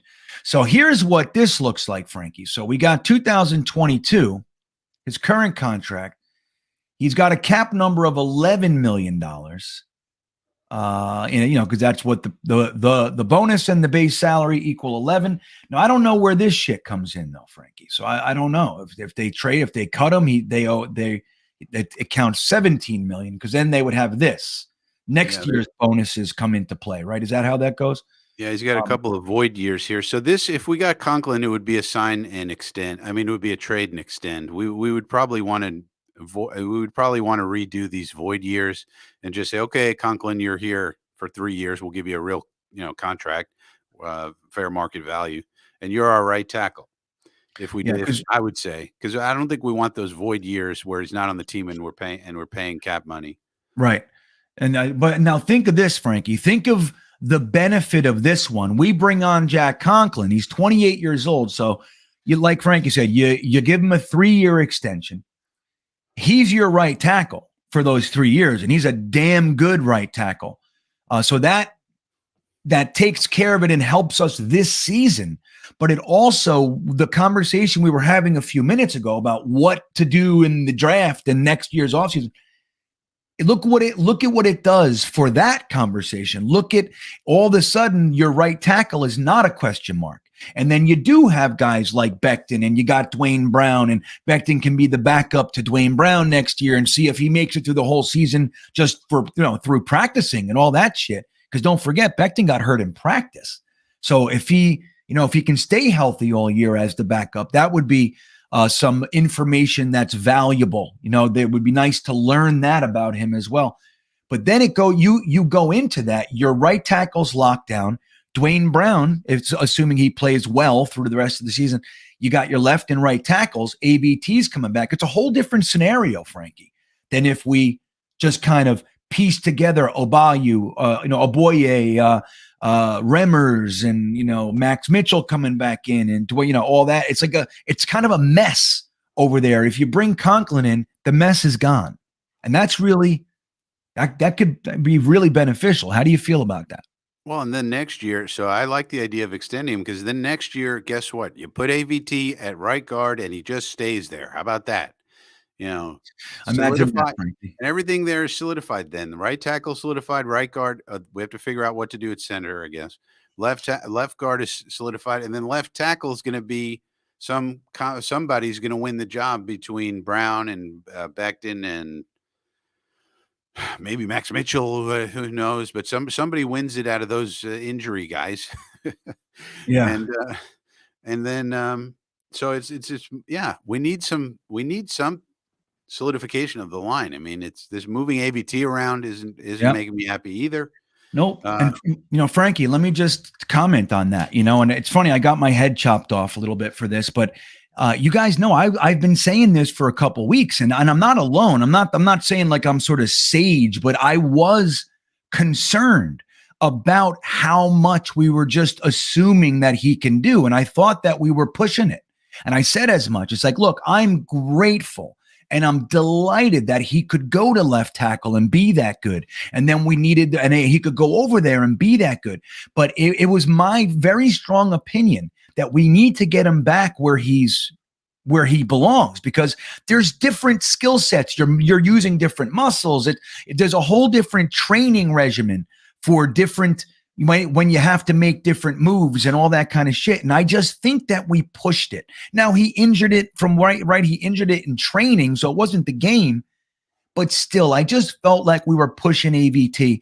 And I would like, as great as it is to have somebody that can do that in a pinch, I just don't want to see that very much long. There's a reason why your running back isn't playing wide receiver, then quarterback the next week. And there's a reason why your linebacker isn't playing safety one week and then coming in and playing defensive tackle. And even if you can, you rarely see what we just saw. And somebody brought up the Klecko. Klecko played 3 positions. First of all, Klecko was injured his whole fucking career. That's one thing. Number 2, Klecko did that over a 3-year period. Right. AVT did that in 3 weeks. And then we kept him at the one position he's never played before.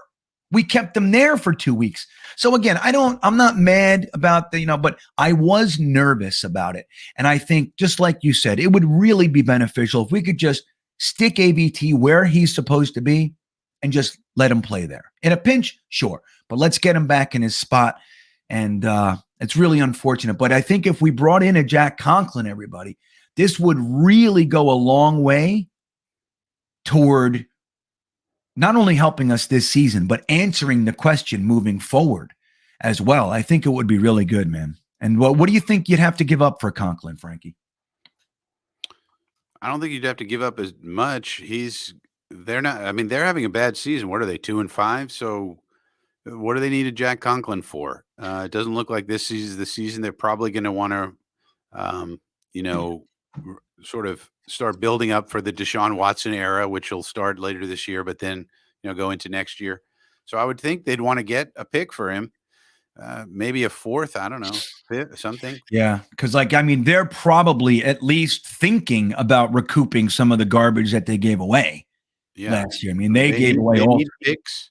They need to refurbish the team. They've had injuries too. And Conklin probably not playing for them next year anyway, so might as well get a pick. But time's running out. So how many teams are gonna, how many teams are gonna go for him? Hey, sorry, Tom Brady just got crushed, and I love it. I really love it. The more that he gets hit, the more I feel good about life. That's how it goes. I love it. So Frankie, Chris DiNardo, our good buddy, checking in. He says, here's his 2 cents. Now, it's not necessarily on what we're talking about, but we were talking about it a few minutes ago. So LaFleur has only been using 20% of the playbook. This is what Chris thinks. So the Jets kept 80% off the tape and unable to be game planned for. The next 3 games, which is the Pats, the Bills, and the Pats, very, very important games, arguably the most important of the entire season. This 3-game stretch with the bye week nestled neatly between these games there. So the next 3 games will unleash Zach and show the true power of this team. Now, I'm going to tell you, I got a little tingle of excitement just at the mere idea of this. But what do you think? You think that there's any real possibility that we're actually withholding any portion of the offense specifically so we can unleash it on the Patriots and maybe the Bills? I would say the odds of that are small. In any given game, you're picking out, some percentage of the overall playbook. A playbook may be this big, and for that game, you're picking out what you like and what you don't like, and it goes game by game. But the fact of the matter is you still have to block people. And you still have to stand tall in the pocket. When there's a clean pocket, you need to hit open receivers. And you need to hit the right holes if you're the running back and read the helmets correctly and do all the things that you do. So this idea that we're going to unleash the power, it may be that the game plan we come up with this week for the Patriots is a really good game plan. That's the way to look at it. It's not like unleashing the power. It's like we have a set of plays that we run, and then we choose out of that a percentage based on the opponent and how we're going to attack them. And that's the game plan for that week. Now, if we come out and do really well, and it just means we had a really good game plan versus what they did on defense, and our players executed and blocked and did all the things. Denzel Mims said he wanted to take that dude's head off. Things like that need to keep happening.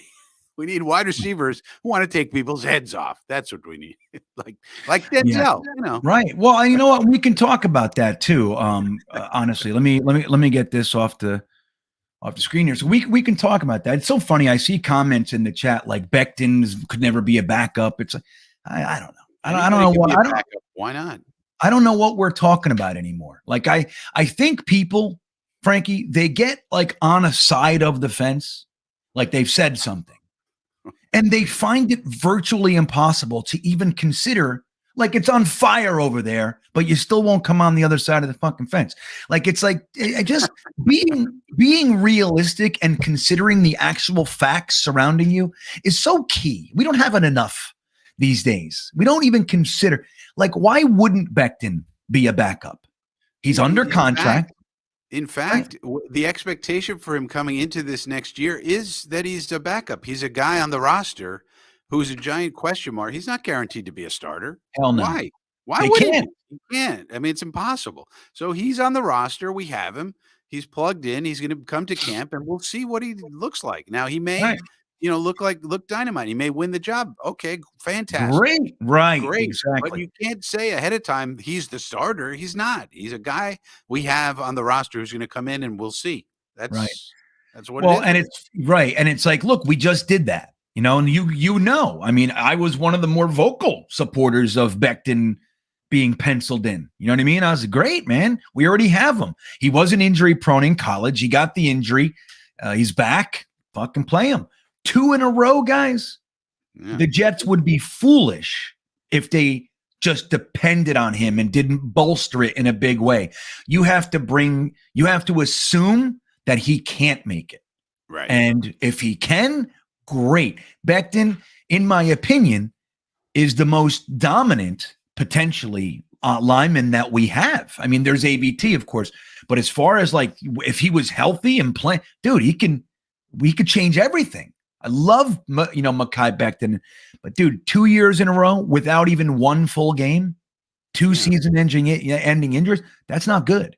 And you would be wise to assume that he can't make it. Now, So, and if he can, he's the backup. I don't know what that even is. It's like funny to me. And they put Jets Forever put a clown. Like, who's the clown? Jets Forever. You know what I mean? Listen to yourself. What are you talking about, man? Thomas Cahill checking back in. He says, people are forgetting we are going to the playoffs this year. We need offensive line now. Hey, I'll tell you what, Thomas. Even if, whatever happens, we don't know yet, right? But the truth of the matter is we've only lost 2 games. And we're heading into a game that we should at least have a legitimate opportunity, potential to win this game. Buffalo may be a different story. Of course, we're hoping we win, but the Patriots, we should be able to, at minimum, compete with them. Like, even though it's Bill Belichick and he's stymied us forever. Truth is, we're a better team. Now, we just had Breece Hall and ABT. That definitely hurts, man. But we are a better team. But they are better coached. And who knows what Saleh, LaFleur, and Ulbricht will develop into. They're doing a great job right now. But let's be real. You know what I mean? Belichick is the better coach, and they're still running the same system. But so and he's the better coach on the side of the ball that we're struggling on. Yeah. Right. So I mean, it's like, we could very well be going to the playoffs. But even like taking that end result off the page, Thomas, the truth is that we are a competitive team right now. And we should be trying to make sure, without selling the future, we don't want to mortgage the future. We don't have, the go to the Super Bowl team with, it's like, the Cleveland Browns, they had Myles Garrett and they got, all the guys, they had Denzel Ward. They had all these guys. They went and got Amari Cooper and they traded everything for this idea, like this is the team, and they just lost a year. But we don't have that. We're not there yet, at least as far as what the roster is. But still, we should be trying. We should be assuming this team can make it far. We can get to the playoffs for the first time. And if we get in the playoffs, we might be able to make some noise in there. So who knows once that happens? And I agree. I think we should, without mortgaging the future, be trying to bolster this right now for this year. That's what I think. That's why I would say Conklin makes more sense than Tunsil. You could get Conklin for a reasonable price. He fits the bill, and he basically serves your purpose. Tunsil, they're going to want a 1. I don't think we want to give up a 1 for Tunsil. So I'd rather, and then pay him all that money, and then he's going to want more money, and who knows if he wants to move over. Conklin's already a right tackle. So I would say Conklin, if I had my druthers, probably be Conklin. But I bet you Joe Douglas probably waits and sees how Ogbuhi does this weekend. If he looks like he can hold it down for the time being, okay. But if he gets, if Zach's running for his life every single time because of Ogbuhi, and we don't like Remmers that much and the rest of the guy, then on Monday is the last day before the deadline.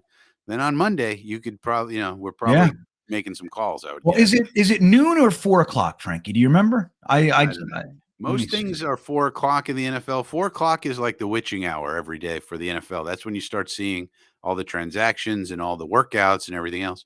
It's probably 4 o'clock. Yeah, it is 4 o'clock. You are correct. So yeah, I mean, look, dude, from Sunday night, 4 p.m. till Monday, 4 p.m., like after our game, Joe Douglas can do many, many things in that 24-hour period. That's plenty of time for Joe Douglas to get it done if he feels like he needs to. But I think that's smart too. Like, let's go into the game and see. I mean, look, maybe, Abahu and Remmers, whoever did, like, maybe they look great. Yeah. I don't know. So I doubt it. I mean, it's hard to think that the fifth tackle that we roll out there is I don't know, man. It's a guy who was languishing on the Houston Texans practice squad is going to suddenly come in and figure out how to block Matthew Judon. That's oh my God, a little dicey. It's a little dicey. Frightening. It really is frightening, man. It's a scary proposition. Mr. Show checking in from the Jets Show over there on YouTube. You guys can go and support the Jets Show over there. He says, "What's up, guys? Hashtag Jetuo. Jetuo to you, Mr. Show. Jetuo." I think he means jet up, maybe, Frankie. What do you think? Probably. It's right next. The O's next to the P. You know how that goes. Yeah. But thank you, Mr. Show. We do appreciate it. Let's see here. Now we got Thomas Cahill coming back in. He's got a lot to say, Thomas. I'm in. I like it. People are forgetting. Oh, I did that one already. Okay, so I flipped it. No. I would Okay. just like to say that at the halftime of this Thursday night football game, the Baltimore Ravens have 3 points. 1, 2, 3 points.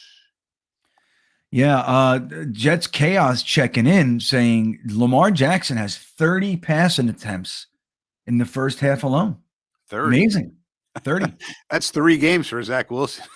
I know. Think about it. Dude, can you believe it? Like he had 10 completions. No. That's like, and we won. It really is incredible. I don't know. It's just like we're finding ways to win, guys, and like imperfect from whatever your our expectations are, but we're winning. Now, Frankie, let me ask you. Denzel Mims did get in the game. Now he did. He had a key block on the Breece Hall touchdown. Nothing devastating, but I think it was devastating. Key block. Right. Go on. I think it was devastating. Even the broadcasters were making a lot about it. Even them, they knew. They said, and it was a good point. I forget who we had. Oh, it was Charles Davis. Of course, he's a good one. So he said, if you're going to have a long home run hit like that, you have to have wide receivers blocking. The front guys get you the 5 to 10 yards. If you're going to get the big explosive, you need the wide receivers. And Corey Davis was doing good too. That's right. So, yeah, I think it was huge. Now, what do you think about? So then he had another catch. They threw him a 1-yard pass. He did break the tackle and he made it into 4. Nothing crazy, but he did. He made but then you had the other one. Well, 2 more behind him. Come on. I was terrible. Now I had a couple conversations. Now my thoughts are that was a terrible pass. Yep. Very, very. Now, but somebody said it hit him in the hands. Man. What do you think about that? What are your honest feelings about that? It was a horrible pass, and nobody could have caught it. What receiver could have caught that without Stickum? like that was just a terrible pass, man. Like Zach threw so many hospital balls in that game. It's like, dude, these wide receivers are going to get mad at you if some point if you keep putting them in the hospital, man. But right. So then you have the other thing, Frankie. The other one is yet again, Denzel Mims out there for limited plays and still gets called for a penalty. Now, I have not gotten there on the all 22 yet. I'm not sure if you did, but what it looked like to me was he was blocking, and maybe a few seconds early or something, it could very easily not have been called. Yeah. But it's one of those things like Denzel Mims, he just gets called for penalties. It's a weird thing. But what are your thoughts on that? You think it's like, no matter what it is, his penalties and whatever, it just outweighs whatever he can bring to the team. Do you feel that way? What do you think about that penalty? No, I didn't mind that penalty. What I had said before the game was if you're going to get a penalty where it's OPI down the field or some sort of blocking penalty, I don't mind those as much. But what we can't have is a line of scrimmage penalty We cannot have you lining up in the wrong spot. We can't have you doing false starts. We can't have line of scrimmage because that's all mental. He's out there blocking. The guy turned his back and they called him blocking in the back. Give me a break. It was a BS call, in my opinion, but it happens. And he's out there blocking his butt off. So that I mean, it happens. The line of scrimmage stuff, if he did a line of scrimmage penalty where he was covering up the last man on the line of scrimmage or, something like that, my brain would have just exploded because we cannot have those at all. So I was like, the way I looked at it, when you include what a great block it was on the Brees run, I thought he had a good day. I mean, for his first game, I thought he had a good day. And we're going to get to see him again because I got news for you. I don't think Corey Davis is playing this week. Didn't practice yesterday, didn't practice today. I think he's out for a week or two. So we're going to see more of Mims. So let's just hope he keeps getting better. Indiana Jet says, Mims had a good block and it's rainbows and puppy dogs. Moore does it all season and crickets. No, Moore is also a good Moore also has been a good blocker. He has. So I don't know who's saying crickets, but not me. I don't either. Talked about Elijah Moore blocking too. I don't. Moore is smaller. I mean, Moore is smaller, so he's not as capable, but he gives great effort in blocking. He does. Yeah, no doubt about it. I've actually thought that they put Moore in positions to block where he shouldn't. Like I thought they were using him as a lead blocker at times. It was like you're asking him too much. Like that's I know it's not his fault. Yeah, I think we've actually commented on that Moore has been an effective blocker, or and bare minimum has been a willing blocker. You know what I mean? So I don't know about cricket. Davis has been doing a great job. Corey Davis has been doing a great job all year. Moore has been doing great effort. The tight ends have been doing well, really well at times, but always great effort. So the blocking by our pass catchers has been basically everyone, and Braxton too. I mean, Braxton was helping block on that big Brees catch that we got, where he went down to the 1 yard line. Braxton's out there blocking. Oh my God, that was terrifying. That Braxton block. I'm not saying it's the most technically sound, but all these guys put in the effort all equally, and I think that's great. Yeah, it really is. But including Mims, for those people who think Mims who has no value. The point about Mims is that it's not that it's rainbows and puppy dogs. It's that a lot of people think he has just no value and he can't do anything. And we've been trying to tell you guys that he does have value. Does that mean he should be the number one receiver on the team? No, he should be wide receiver 5. That's the same thing we've said for 2 years now. Yeah, well, that's exactly right. It's funny. Like, I don't even understand why people have such a hard line take that Mims is garbage. It doesn't make any sense. I don't understand it. And when he goes in and he does something good, it's like, now we're not allowed to say that. It's like, oh, blah, that that didn't take anything away from Elijah Moore. Nobody said that. It's just, but look, if I'm going to be real, I don't recall Elijah Moore having a key block on a long touchdown. So, I mean, it's not to say anything, but that would happen to be the one touchdown of the game. And it happened to be a key block that broke it, that was made by a guy that people say has no fucking value. So I think Denzel Mims should be allowed at least once to just be in the game. Now, just be in the game. The thing I said last week, I think, and I've said it a number of times, if all you use him for is to block, just do that. Right. Isn't it better to have him to block than Jeff Smith, who's not as good at it, but does give great effort, of course, also. But I'd rather have Mims doing it because he's better at it. He said he wanted to take the dude's head off. That's what he said that he wanted to do. So there you go. Yeah. Yeah, man. I mean, and that stuff's so key. You know what? In 1998 and 99 for that matter, but in 98 with Parcells, one of the key things about that team that made it so good, one of the aspects of that applied to this really good team is that Keyshawn and Wayne Krebet in particular were absolutely devastating blockers. I mean, they put their whole body into it. They blocked on running plays. They blocked for each other. Remember, they didn't like each other, that whole thing. But didn't matter. If Keyshawn had the ball, Wayne Krebet was blocking his ass off for him and vice versa. And that it makes a difference. That's the stuff that, with all due respect, Robbie Anderson doesn't do. You know what I mean? It's just, there's a difference. Like the really great teams, you look at guys like Hines Ward or Steve Smith or Anquan Bolden, like they were out there going just as hard to block as they would for the plays that were designed for them. And that's the difference. Like the great teams have those wide receivers. And that's, it's really great to see. Berrios, Moore, Mims, Davis, they're all out there blocking. And it's, it's a real good positive. I don't know why people want to just remove it though. It's like, now what? Mims makes, he made a block that blew open a touchdown. I don't know why that's bad. And it's valuable. And another thing, people wanted to get rid of Mims. Now we're having some injuries and other things. Right. And people said, let's trade Mims. And I said, no, we're going to have injuries. It's going to happen. Yeah. Frankie, look, up until, this team, knocking on some wood, right? But this team has been,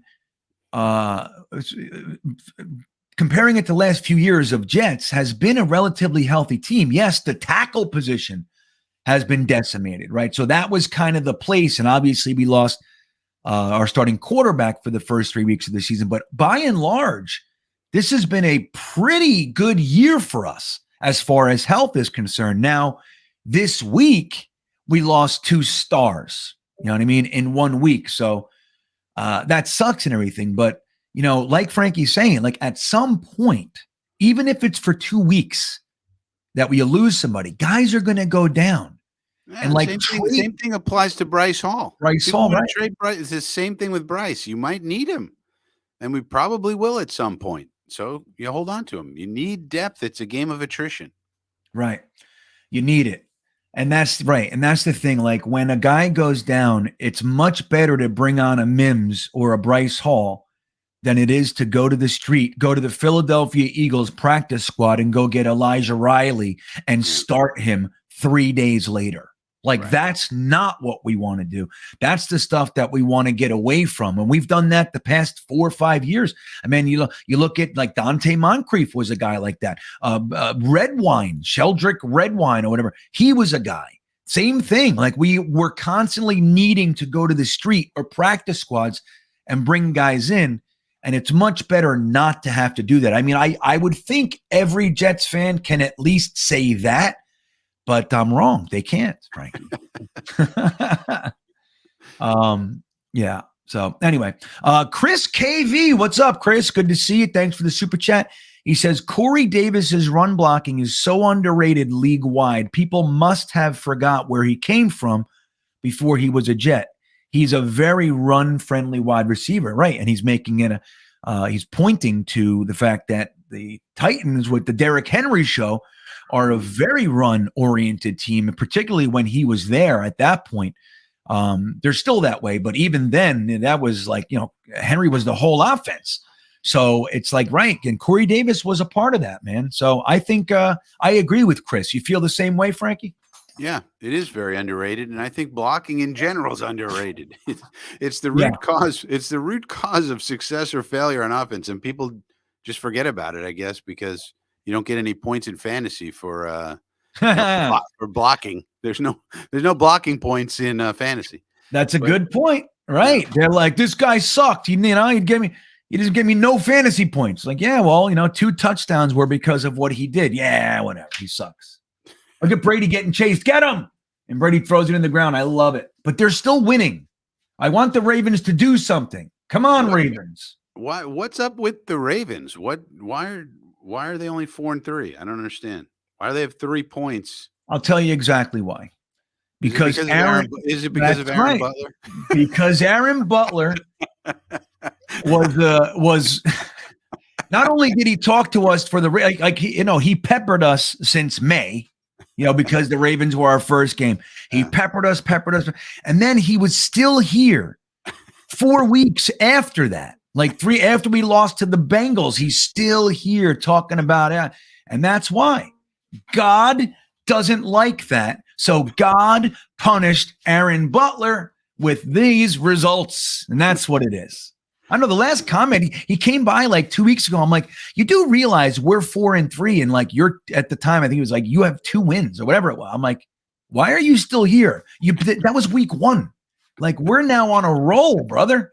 How can you even think that it's okay to bust our balls right now? But Well, it's weird. What's weird about this game is it would be better for us if Tom Brady were to win. I know, game.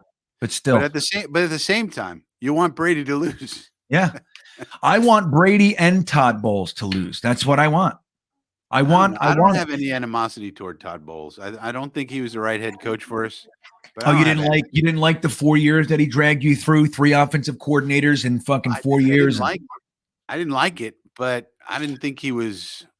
It's not like he's shady Tom Brady where he's cheating. Something's going on. Right. It's a different level. I will give you that. But I root against everybody, and that's why I would love to see Todd Bowles fail with Tom Brady and the team that Bruce Arians gave him. And again, guys, I want to remind, I'm not rooting for him to have pain in his personal life.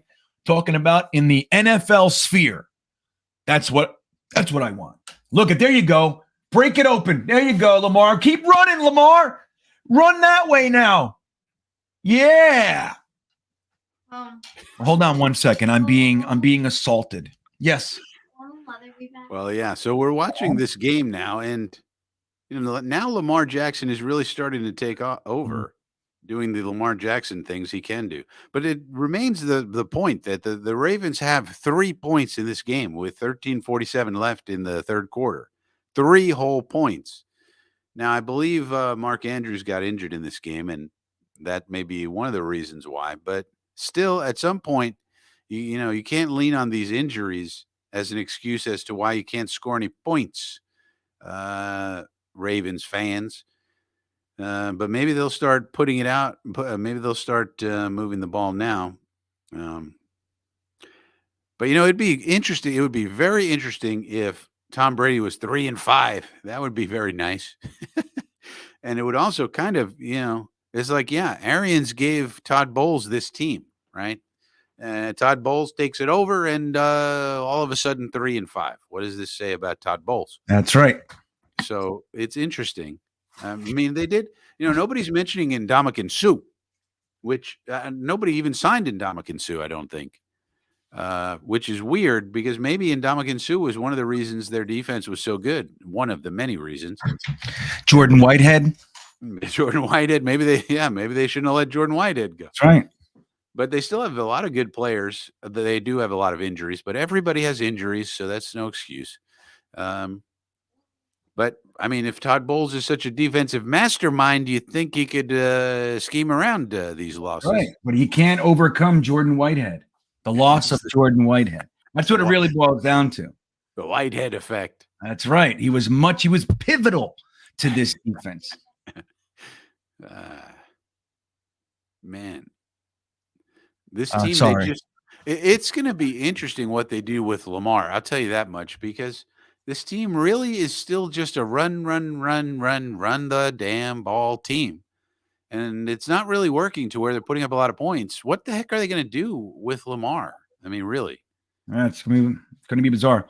Now, Anthony wants to know why I'm rooting for an NFC. I understand completely. 99 out of 100 times, I'm with you. I really am. Tom Brady. But it's shady Tom Brady, happens to be linked up with Todd Brady. There's too much of my own shit to overcome for this one. And on top of it, guys, my wife's a Baltimore Ravens fan. So if you get a little happy every now and then, that helps the cause. You know what I mean? Ain't nothing wrong with that. So that's what it is, Anthony. But I completely agree. And I wouldn't like it either if I was you hearing me. I'd be like, this guy's doing it wrong. But I get, but this is just what it is. I have a whole bunch of personal stuff that I can't get past here. So listen, we're going to do this super chat. And then I didn't realize it was 10 o'clock. We got to bring Watu-K on. We'll bring Jeremy on too, because he had the flashlight. We'll do some more stuff. But let's just do this one more super chat here. And then we will get to Watu-K in the trivia, everybody. We got it last week. So Watu-K, I think we're 7-3, 7-4, 6-9. Something like that. I think we're 10-0. That's what I think too. I really do. Yeah, I know. So Andrews is my, look, I had Jonathan Taylor and Mark Andrews in my fantasy, and it's like Jonathan Taylor fell off a cliff, and he's coming back a little bit now. He got me. And then Mark Andrews, man, it's heartbreaking, Tim. I'm like, come on, my guys. These are the guys. This is my big guns. And Justin Herbert, he's been terrible. He's going to be terrible this week, too. It's bye week. He's going to give me nothing. Anyway, Dan New York, thank you for the super chat. Danny says, I'd trade a second and a late pick for Tunsil. Left tackle solved. Love Becton, but can't rely on him to be the guy. Use him as an OP swing tackle, maybe an O-line swing tackle, before JD deals him. Yeah, I mean, look, I think I'm with you. You know, I don't want to give a second round pick for, like, Frankie brought up some good points. There's potential that he's a malcontent, at least to some degree, a little bit of a whiner, right? We don't want that. You know, I don't know if that's overblown or whatever. He just doesn't like what's going on with the Texans or whatever. So we don't know the specifics, but it's possible to be included. And in addition, dude, he's owed $35 million next year. So that's tough. So to give up a second and say a fifth or a sixth and have to pay him like crazy, it's too much. Like Frank is, even if the Texans eat $20 million of it or whatever it might be, it's a lot. That's a lot to ask. I mean, I'd rather go get Conklin, who plays right tackle, which is the position we need at the moment. Right. And so who's playing right tackle? Ogbuhi? You still have Ogbuhi on the line. You still have a big problem. So it's not solved. Yeah. So I'm with that too. I mean, I get it, Dan. And listen, if Joe Douglas, he's kind of magical. He's kind of a wizard. If he figured out a way to bring in Tunsil for like a third, and they ate 94% of the contract, and then they actually owe us money next year, something great, I'm all in. You know what I mean? I am. I'm all in with whatever Joe Douglas does. But Frankie, like Frankie just said, I mean, we really need a right tackle and potential guard help. Left tackle, you know, we're maybe not in love with Dwayne Brown, but he was really good in Green Bay, and he did really well the other game against who was it? The Dolphins? Who was before Green Bay? Frankie, was that the Dolphins? I forget. There's so much winning going on. GreenBean. I can't keep track of all this winning. Yeah, it's new for us. We don't know how to handle this shit. So let me bring Watu-K on, then we'll get to you, Sam, and then we'll do some trivia. So let's say hello to the Virginia Jet Fan Club president, and we'll have an announcement for you guys with that. And CEO of New York Sports Wicker Media, Watu-K himself. There it is. He's got his flashlight buzzer. What do you think of that, Watu-K? It's a good thing I can find them when I need to. But that's right. You don't know where they were. That's right. I'm happy to be here on the Franks and Beans show, even though I'm the one who usually eats all the hot dogs. So yeah, right. Good evening, gentlemen. It's great to see you both. How are we feeling this week? Are we excited for Sunday? How excited are we for this Sunday? I think I'm worried, man. I'm worried. I'm nervous. Me too. I am. How can worried. we not be? I'll tell you what really worries me, Watu-K, is that most of the Jets fans that I've been interacting with, whether it be Twitter, Jetnation, whatever, YouTube, most think that this is a win already. And that's when it scares me. Like I don't believe that this particular incarnation of our New York Jets are as susceptible to that kind of stuff as maybe teams of the past, Gase, Bowles, even last year with Saleh. But I still think it's possible, man. And Belichick, he's going to absolutely exploit our weaknesses, and we happen to have a couple. So I'm a little freaked out. I got to be honest. Ogbuhi, just thinking of Ogbuhi standing there, and here comes the Tasmanian Devil, Matthew Judon, with the red sleeves for easy identification, and he's standing there. That's going to be heart palpitations. Yeah, who knows what Ogbuhi is? We have no idea what this guy is. I'm actually shocked Mike Remmers isn't the one starting at right tackle. But I mean, I think one of the reasons that a lot of Jets fans have so much confidence is they watched the game against the Bears. It was on national TV, and the team got absolutely schooled. But you got to remember, the 2 weeks before that, the Patriots defense shut down Detroit, which was at the time the highest scoring offense in the league. And then Cleveland, they're the only team that stopped Nick Chubb all year. They beat down that Browns running attack. Although So that Browns game, the Browns really beat the Browns in that game. If you watch what it, else is new? Yeah, Uh, that happens every other week. that was a very strange. There's so many opportunities for them to come back and win. They beat themselves. But we don't have Justin Fields. I mean, Justin Fields really beat the Patriots with his legs. Did a lot with his legs. I mean, what Zach Wilson's going to run for 100 yards? I find that hard to believe. Me too. Me too. It's going to be tough to replicate that. But I'll tell you what we can replicate: pressuring Zappy or Mac Jones and Sauce and DJ Reed and LaMarcus Joyner and the like, being able to get some picks. That's what I hope we replicate. If we do that, then we got a good shot of winning this game, in my opinion. If we can do that. It looks like David Andrews might be out. He didn't practice again today. David Andrews is a very key player for them. He's under concussion protocol. He's on concussion, right. And also Christian Barmore didn't practice today, and Kyle Duggar. Those are three key people who might be out against us. So yeah, because Barmore at the defensive tackle, he can really play well against both the run and the pass. He can really free up the Matthew Judons and these other pass rushers to get after the quarterback. The loss of Barmore would be big. He didn't play against the Bears, and you saw the results. Yeah. So look, it's just there's a lot of scary shit. Now, I don't know if Andrews with the concussion protocol, if he's not practicing just because, they just are waiting till Friday just because of, it doesn't necessarily mean he's not doing well in the concussion protocol. Just now they're being super crazy careful with everything after the Tua Tagovailoa situation. But if he doesn't play, Quinnen Williams, I think Cole Strange will then go from guard to center. And then I believe their backup guard is better than their, so I think that might still be a decent lineup. But I think Quinnen Williams, if he comes and plays like Quinnen ball and they let him get 80% because they dropped his percentage again, Frankie. He played 80%. He played 80% in Green Bay. We saw what he did. And then this week they brought him back to 62%. And we saw the difference.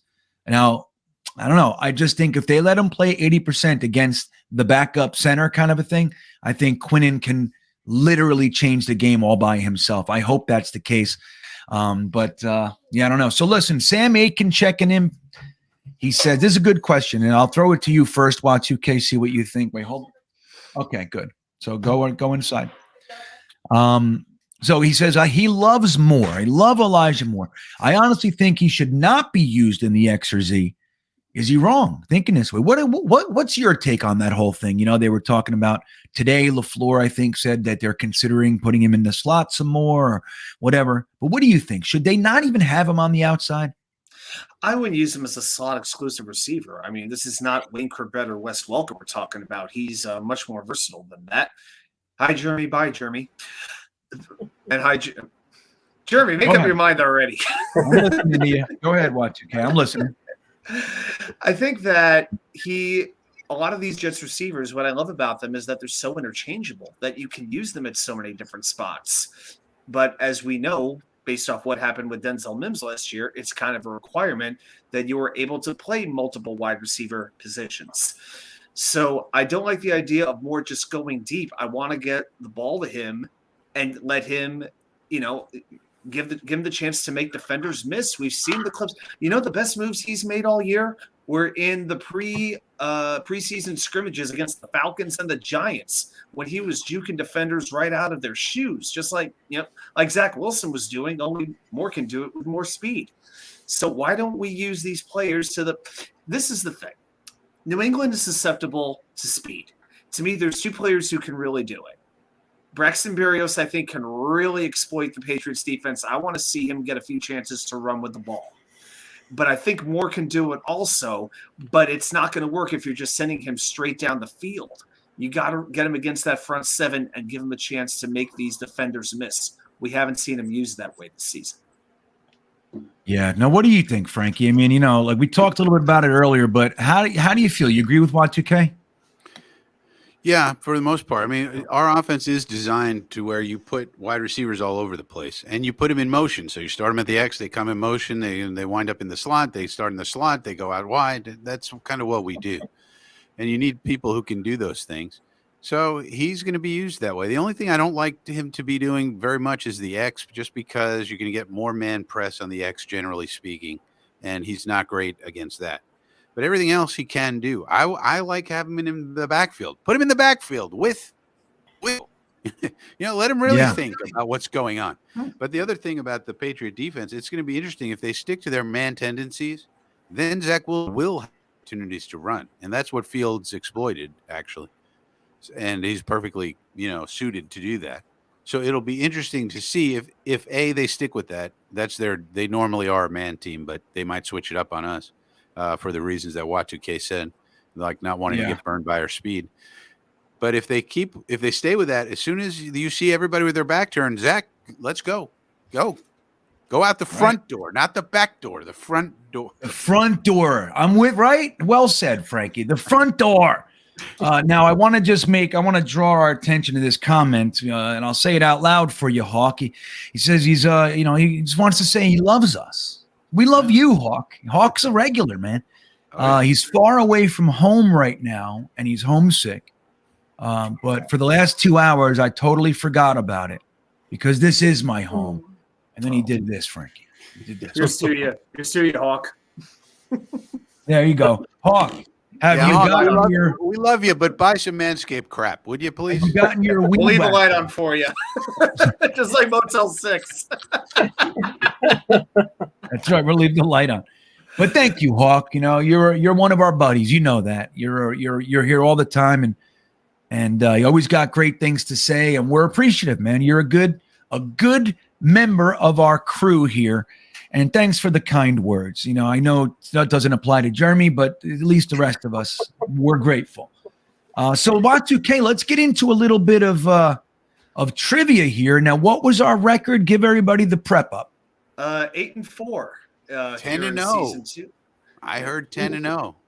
10-0, yes, and Frankie has not contributed to any of them yet.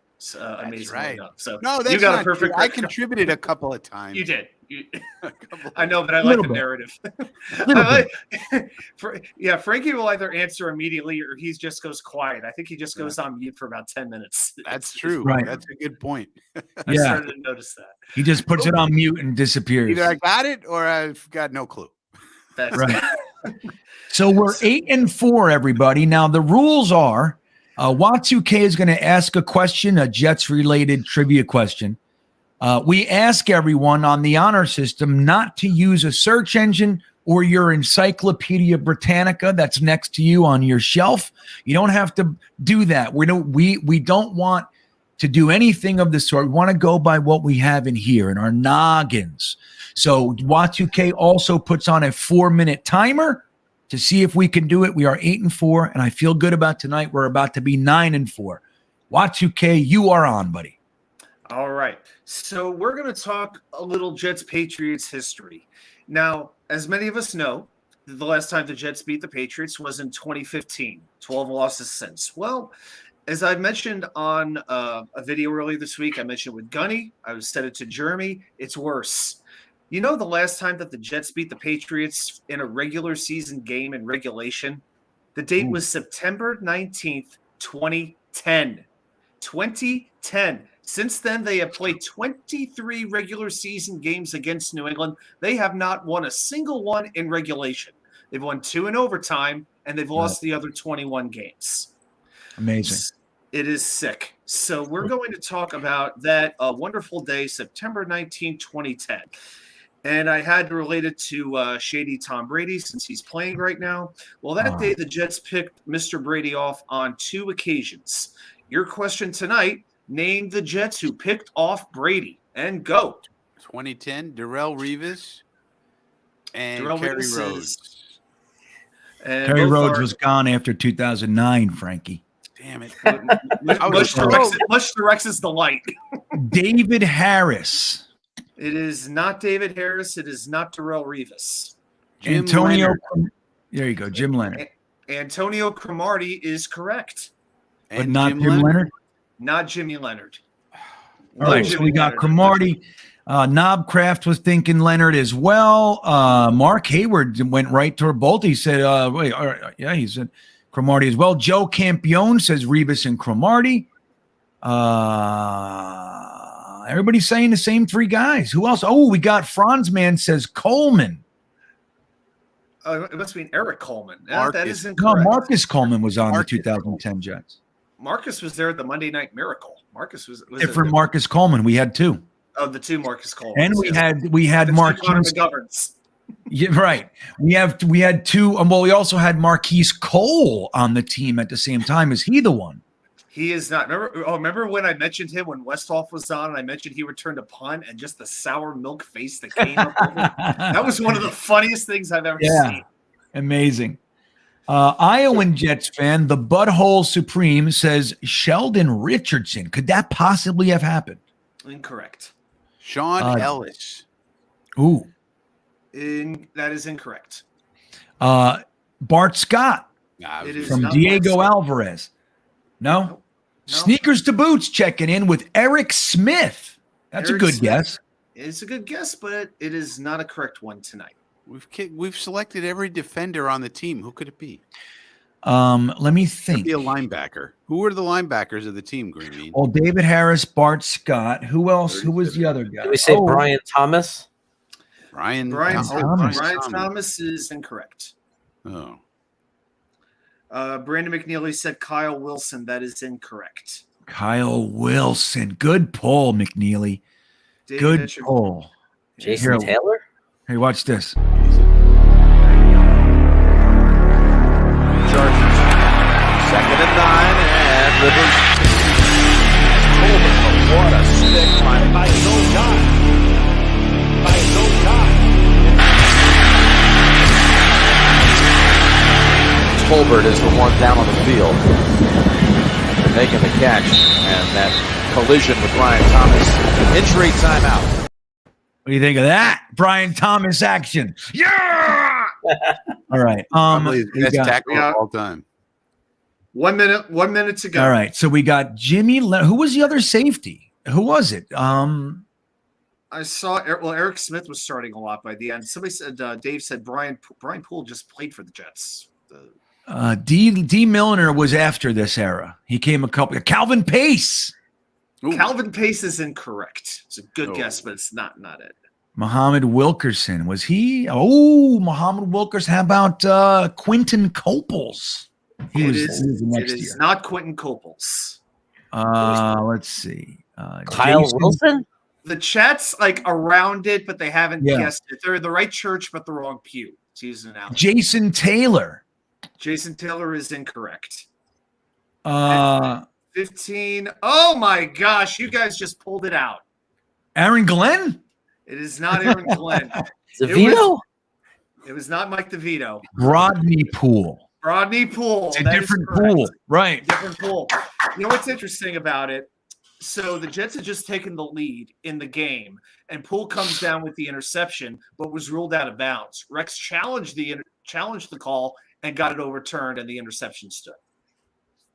But yeah, Wow. Marty and Poole. That's the right answers.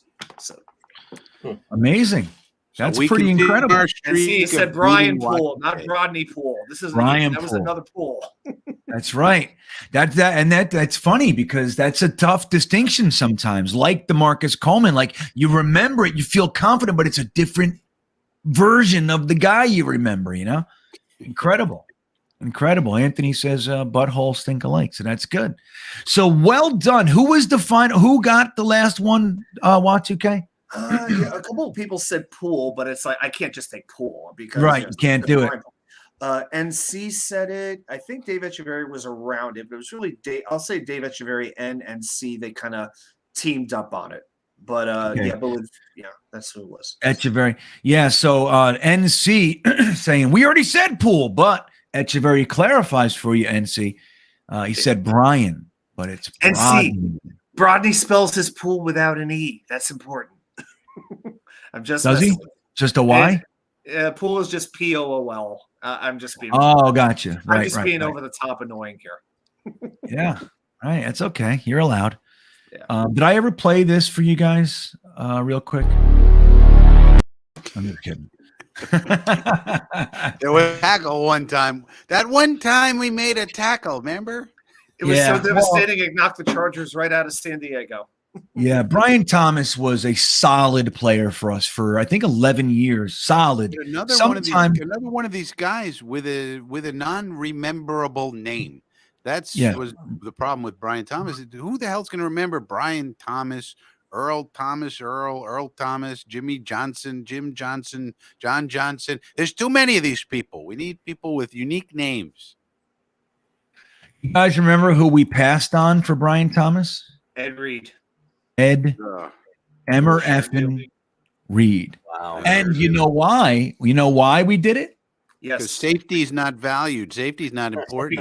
Because you said the story. Because we drafted John McGraw from Kansas in the second round. That's of right. player year. We were totally fine. It was a deep safety class, and we were totally fine with the second round crop.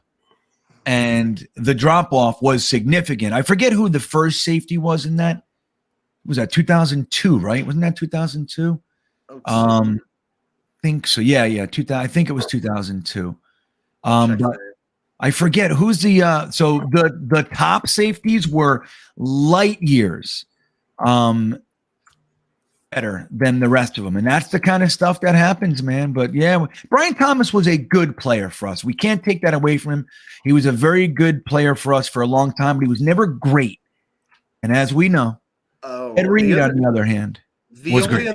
The only other safety taken before Ed Reed was Roy Williams by Roy the Dallas Williams. Cowboys. And Yeah, Roy another one. Williams was supposed to be amazing. He was supposed to be a superstar, and he was kind of like just good, but never. He was Oh, he was fine. really good, though. He He was had a really Pro good. Bowl, but not a difference maker. Nobody would remember. And he fell I off the remember Roy cliff Williams. quickly, I Did. believe. Didn't he have injuries? If I remember correctly, I think he was injured. And then they said they said he's really soft. He's not. I don't know. Yeah, but He look at didn't live this. he didn't live up to expectation. Yeah, but then we passed. And the thing is, a lot of us fans, Ed Reed was the pick. That's who we wanted that year. And nope, we took Brian Thomas 2 picks before that, and the Raiders were with the pick right before it took Napoleon Harris. Everybody. Harris. And the Eagles took Lito Shepherd, who we ended up getting a couple years later, and he got burned in the AFC Championship game. So, yeah, anyway, interesting stuff when you look back. You look back over it all. I remember that I was on Jetnation daily at the time, and so there was a very loud chorus for Ed Reed being the guy. And like Frankie said, safety, you don't want to take your safety with your first round pick. Stupid. But nobody, I'm telling you right now, no Jets fans were thinking Brian Thomas. No, it was out of fucking left field. It was like, Brian Thomas? What is this? But, yeah, that's how it goes. It's almost like the same guy. Remember when the Jets drafted, I think it was John Abraham, and they zoomed right in on the guy. It was like a Jets fan with long, shaggy hair, and he just goes, "Ooh, who's John Abraham?" Oh, yeah. That didn't age very well. No. Totally, man. And you know what's funny? I was thinking the same thing. Like I definitely wanted Sean Ellis, and I was really hoping that we would get Chad Pennington later in the draft. But when they said John Abraham, I was blown away that we took essentially the way it was like a defensive end and I was blown away. Now, technically he was a linebacker. I get it, but I couldn't. I'm like, John Abraham, what the fuck? And he was unbelievable. One of the best pass rushers of the era. He was unbelievable. Yeah, this wasn't like taking 2 safeties in a row and like we would do down the road. A little different. So I just got some really bad news, guys. I'm going to tell you. My son, he plays football, high school football, and he's freshman, and they kind of just use him on specials. Well, they kicked the ball off, and he caught the ball, and he fucking dropped it. Can't have drops. I mean, we can't have drops, GreenBean. We can't have drops. All right. I'm devastated because you're right, Frankie. You're still right. 1,000 reps on the jugs gun, GreenBean. 1,000 reps on the jugs gun. Because he's been working his the whole year, and this is the very end of this. This is the second to last game. He has one more on Monday. But he's been working his ass off, like not getting playing time, just every practice, weight room in the morning, the whole thing. And he finally, like, you know what I mean? Like, trying to earn his spot, and the ball, they squibbed it looks like, and he caught it and dropped it. Fucking poor kid. I'm more. I can't. I mean, when he comes home, I'm gonna have to console him for a week. I know it. Let's use that super chat money and buy some Stickum. Let's do it. Buy some Stickum. Well, I don't think Stickum would have helped him. You know, when that shit happens, it's this. This is what happened. It's the first time all year the ball, and it's like you go, oh my God, I got this, and that's it. As soon as you make it bigger than it is, it's over. Yeah. Oh, the poor kid, guys. The poor kid. I'm devastated. I really am. My wife said he's not doing well. Oh no. Yeah, he's sad. Well, of course. GreenBean's going to have to come into play. Counsel skills. That's right. You guys know I was a therapist for very many years. I can help you. I've had people in the chat reach out to me. I've had some sessions with some of you guys. You guys know. Let's see. What are they saying? Is he a returner? No, he's up. He's a blocker, so he's not even in return. So I guess they squibbed it. You know, it's like he's not expecting the ball. You know how that goes. It's like, oh my God, it's really coming to me. And normally he would just grab it and fucking run. He's got great hands. And but anyway, sorry. Just had to vent that to you guys. I was keeping it in and I'm not okay. I'm sad. Now, let me ask you guys this. I want to ask the chat too.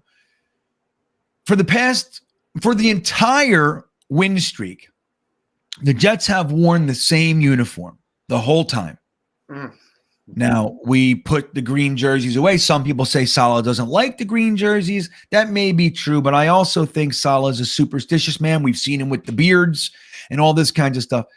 So he just, black pants, white jersey, he's just like, it's working, let's leave it. Now, they already planned to do this blackout uniform with the black helmet this week, but do you guys think they should have considered the win streak and just went black pants, white jersey, black helmet?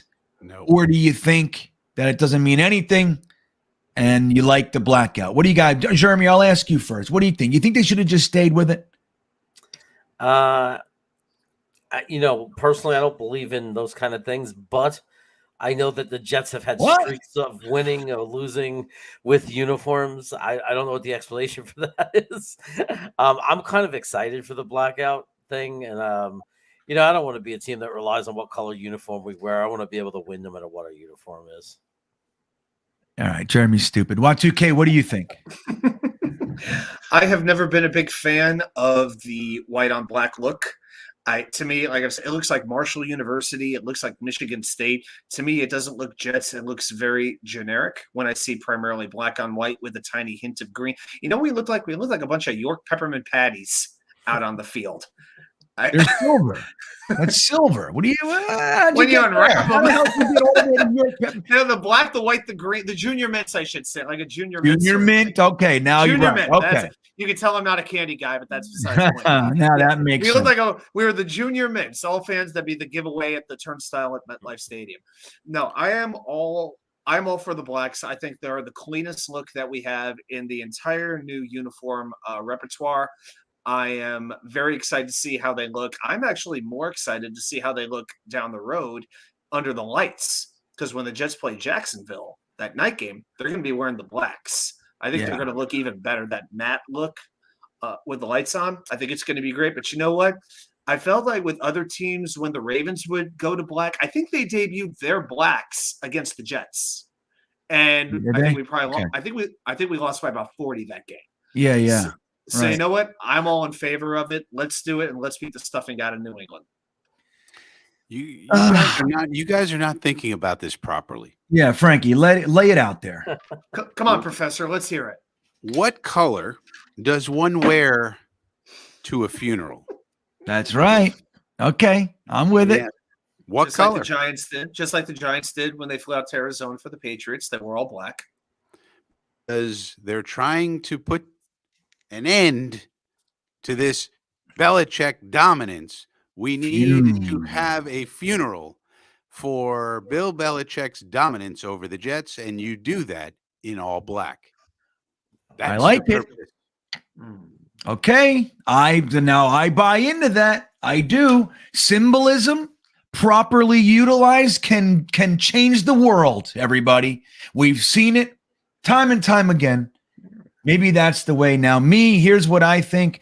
I think they are really fucking with something here. I think, yes, you're going to do the black helmet. You already got the black pants. Just keep it going. I'm terrified of things like this, but Iowa has said it. And where is he? Phil Adams said it too. And this helps me a little bit. It's only the pants that are lucky. That's the goods. So we're wearing the same pants. So I can dig it.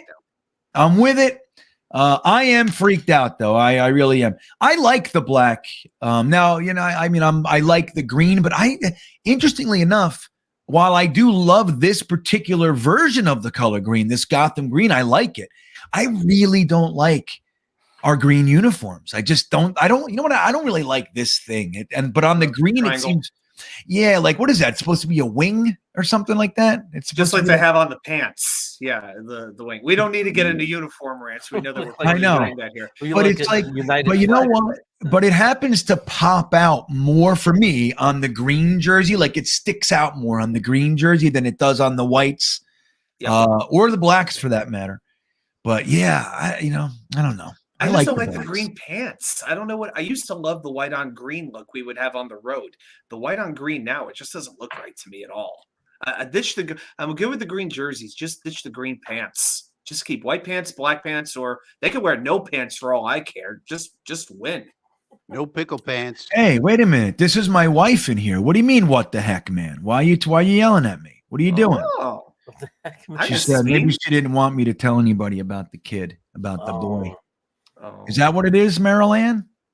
Look how cute that girl is. I can't even take it. I can't even believe that I'm allowed to be with her. Neither can we. I'm telling you, right? This is my 15th wedding anniversary, guys. 15, November 23rd. It'll be 15 years. Do you guys know what? I always go traditional. Like every year I get a gift that's made of the traditional material. Like every year there's a material and a flower. So the 15th year is crystal and the flower is rose. What the fuck am I going to get made of crystal?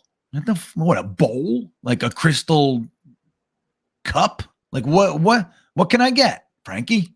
What? There's lots of things you can get, GreenBean. If you don't know the crystal market, I have to tell you, you might be missing out because there's lots of things made of crystal these days. Beautiful things.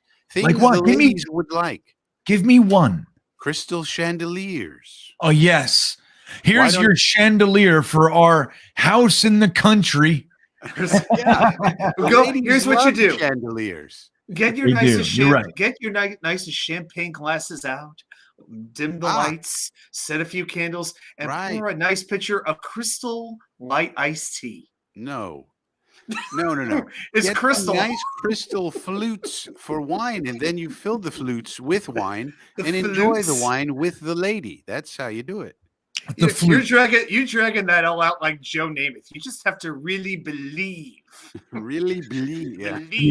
Yeah. I mean, look, if we were champagne drinkers or even wine, like, my wife and I don't drink. We could pour Diet Coke in it, I guess. You know what I mean? How did you meet, by the way? How did you meet her for the first time? Is there a good story behind that? I met her in a crack house in Newark. She was the cutest girl in that joint. I'll tell you right now. Ordained by God, clearly. But then again, you don't have a lot of competition in a crack house. There's competition. I don't think you understand what's really going on. I mean, maybe a while ago these ladies might have had something, but I think the crack takes something out of you. It does quite a bit, actually. Quite a bit. It definitely. It definitely takes a little bit of the wind out of your sails, the wind beneath your wings. Jeremy, if you wouldn't mind, can you see if she replies? I don't know if she's still here, but let me see if she's still here. So I want to get to Prolific Flair. Thank you for the patience. He actually sent this right before trivia. My bad. I should have gotten to a little bit earlier, but thank you for the super chat. He says, "Hey, GreenBean, I'm seeing a lot of Zach Wilson apologists, and I love Assman and O'Leary, but there needs to be accountability. Zach has not played well. No turnovers, but he's been bad. They're winning in spite of him." Jeremy, or no, I'll go to Watch 2K first, then you, Jeremy. Well, look, now Frankie and I talked about this a little bit, maybe, and we'll add some here, but what is your take with the whole thing? There's been a lot, a lot of Jets fans find it difficult to be in the middle. Like you're happy with some stuff, you're not happy with the other, or maybe you're not happy, but you're not done with Zach. But a lot of people are either Zach's not the guy, period, and the other guys are like, shut up, it's not his fault, and they're on two polarizing sides. What do you think of what Prolific Flair is saying here? You think there needs to be accountability? What's your take on the Zach Wilson thing? Well, I'm curious to know what the idea of accountability would be. If accountability is bringing in Joe Flacco, then you know what? I don't want him to be held accountable in that respect. This kid has basically played the equivalent of one NFL season. We have to remember that. And when he gets protection, and this is why to me the AVT injury is actually more devastating than the Breece Hall injury, because the offensive line really makes Zach Wilson. Obviously, it's easy to say protection.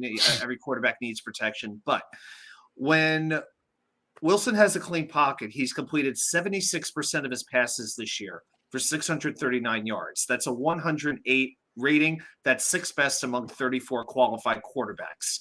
9.1 yards per attempt. The only one doing better is Jalen Hurts. He needs to be protected. The biggest concern I have with him is he's too willing to leave the pocket, and he's great at escaping. But once he escapes, then I don't think he has good instincts on what to do with the football. And that's when you start seeing the whirly bird and these discus throws. Underhand. He's done the underhand. Yeah, he's doing this move. He's doing this helicopter thing. Yeah. And the thing is, I don't think you can teach instincts. That's his makeup. That's his personality. So to me, the most important thing is the more protected he is, the more the chemistry will develop with the Garrett Wilsons, with the Elijah Moores. He's already got a great one going with Corey Davis. Guys, we were not supposed to be a finished product less than halfway through the season. We knew this was going to be a journey. We knew this was going to be ups and downs. That's exactly what we're seeing. And there have been a lot more ups than there have been downs. And I'm very thankful for that. But I don't think and the other thing I'll say is this. When Zach had to win a game, which he did against Pittsburgh, he took him right down the field. And Garrett Wilson made that big catch. He can do it. And that's the thing I needed to see the most from him this year, is when the team was down, can he take him down the field and win a game and show the leadership? The answer is yes. And since then, the last three games, they've been ahead for the most part pretty comfortably late. I mean, Denver, but that team there was no threat of them. They haven't been behind. So I think maybe we just need to see him do something like that again. Maybe that'll remind some folks, some of the doubters, that Zach Wilson does have that sixth sense where he can lead the team down the field. Because at the end of the day, it's about wins. And if you can do it in the big spot, you got to roll with that. I like that answer. I think that was very well thought out, very in-depth, detailed. Now, I want to hear another take. Jeremy, what are you thinking about this Zach Wilson thing? Are you out? Are you in? Are you in the middle? You just, like Y2K said, the truth is he's just played his 17th game. So I'm going to go on a bio break while you answer. I actually can hear you because I just pee right outside. I don't have any bushes. Yeah, literally, quite literally. So I'll be right back. Jeremy, go ahead. So I think Zach Wilson is still a question mark. I still believe in him. I still have a lot of hope in him. And I think I see the flashes that I want to see, but I'm not going to sit here and make any guarantees. He's still a question mark, but he's certainly not. There's no reason to think that he's a bust or he's not going to work out after only 17 games. I think that him saying he didn't play well and then saying no turnovers is kind of like, I don't know, an oxymoron or a contradiction, because you have to realize, his numbers when he has a clean pocket are very good.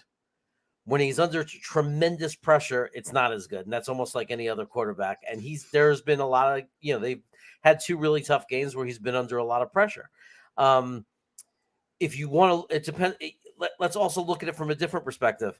Last year, when he was under a lot of pressure, he threw interceptions. This year, he doesn't.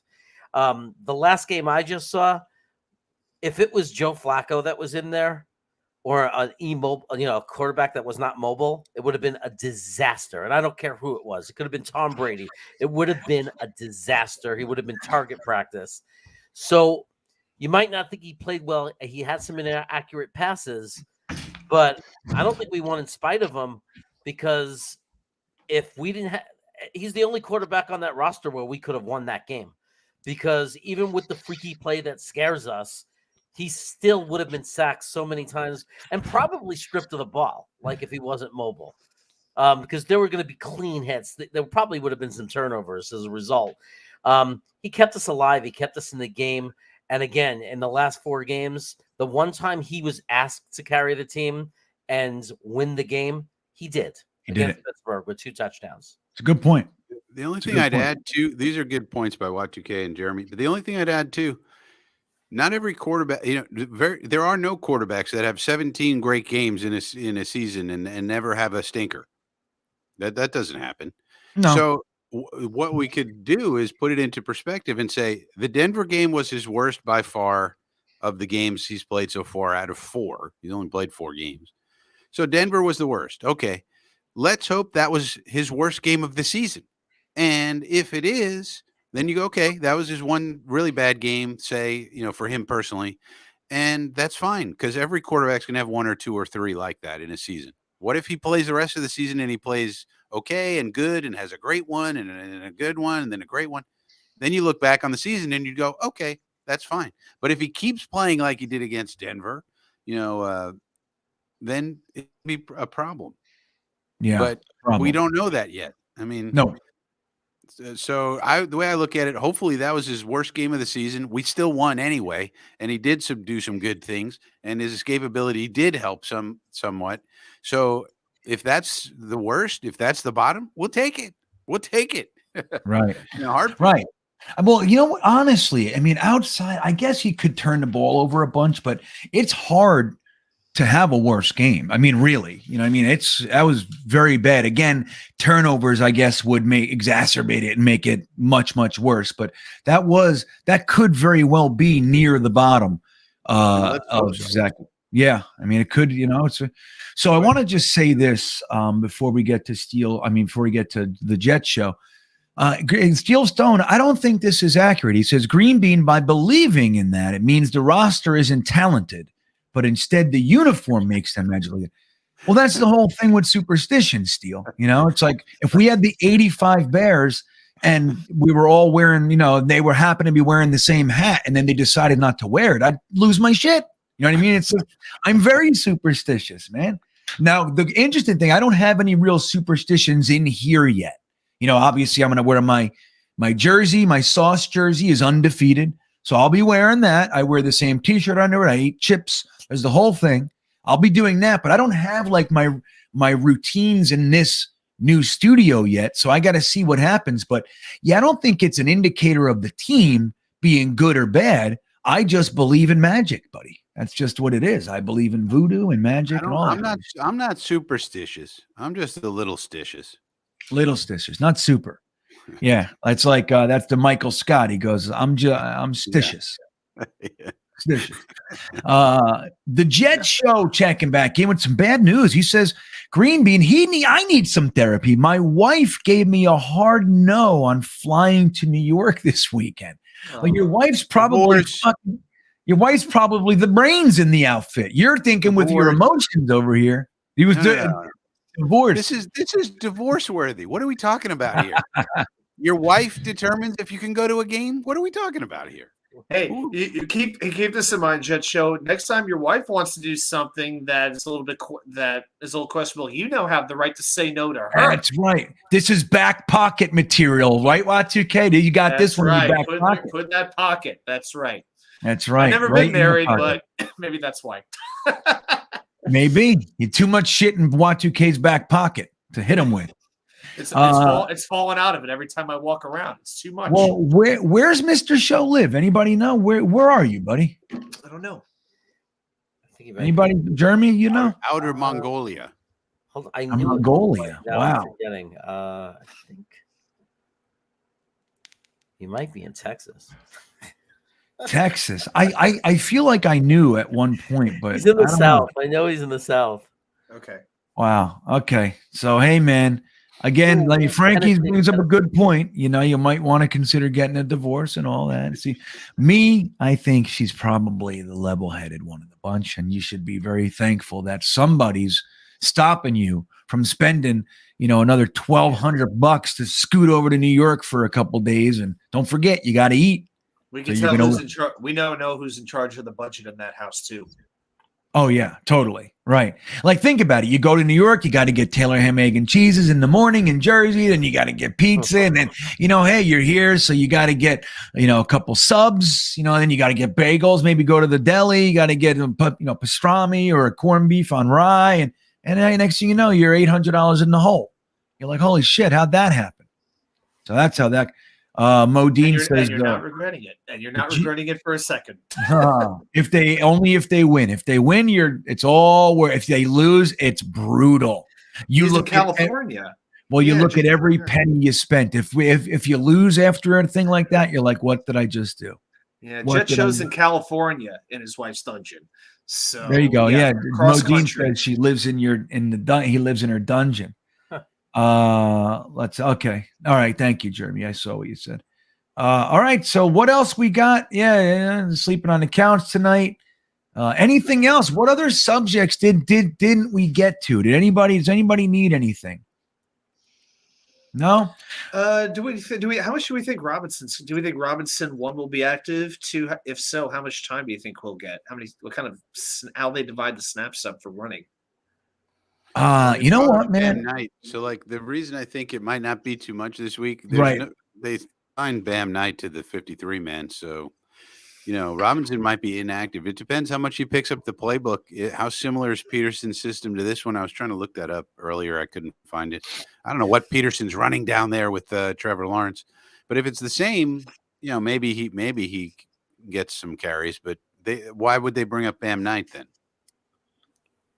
Yeah, well, that's a great point. I mean, look, and they could just be doing it, you know, as just a contingency kind of a thing, or, you know, just to make sure.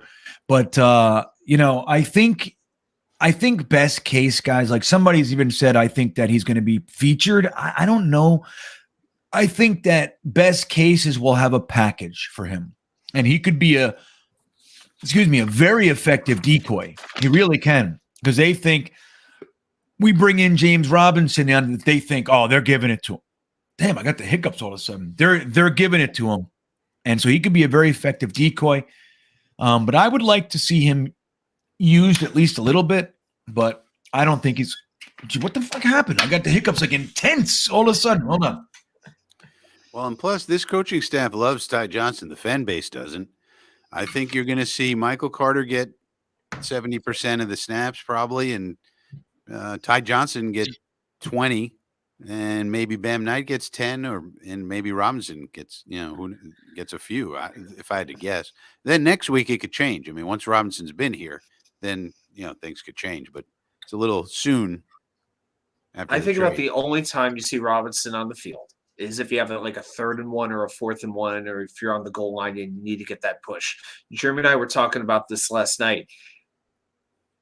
James Robinson has had 8 goal line carries from the 1 yard line. He scored a touchdown every single time.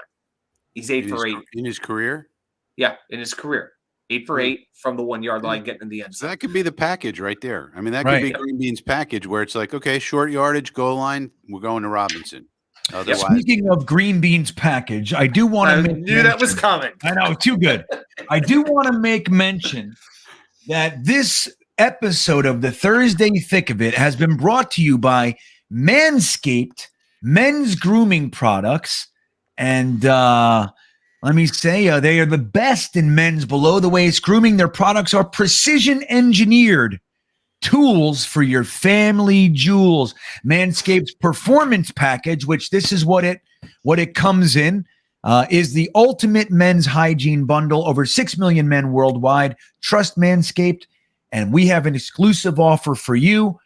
The performance package, or any package from Manscaped, any package, any product that you purchase, they will give you whatever deals are going on. You can stack our 20% off on top of it. So in some instances, you could save 40, 50%. What better time to do it than right now? And in addition to that, you get free shipping. In addition to that, every single person who uses the GreenBean promo code in the next 48 hours will also get a free t-shirt from GreenBean. That's me. You just screenshot your proof of purchase, your confirmation, send it to me in the email that's in the description of this video, and I will send you a t-shirt from the GreenBean merch store. If you were ever thinking of getting Manscaped now, why wouldn't you do it now? This is the most you're ever going to get. And again, here's the Weed Whacker, best nose trimmer on the market. And you guys showing the flag. Look, Frankie's reading the paper. And here we got, guys, last thing, the Lawnmower 4.0. Dude, it's the best trimmer I've ever had. And just for what it is, but this flashlight literally changed everything. So, there you go. We thank you, Manscaped, manscaped.com. Use promo code GreenBean at checkout for an additional 20% off. We thank you guys for listening to that. And I thank you in advance for going and using the promo code so they can be our sponsor, maybe a little bit more permanently. Wouldn't that be nice? So, all right, let's get to some predictions and then we'll wrap this one up over here.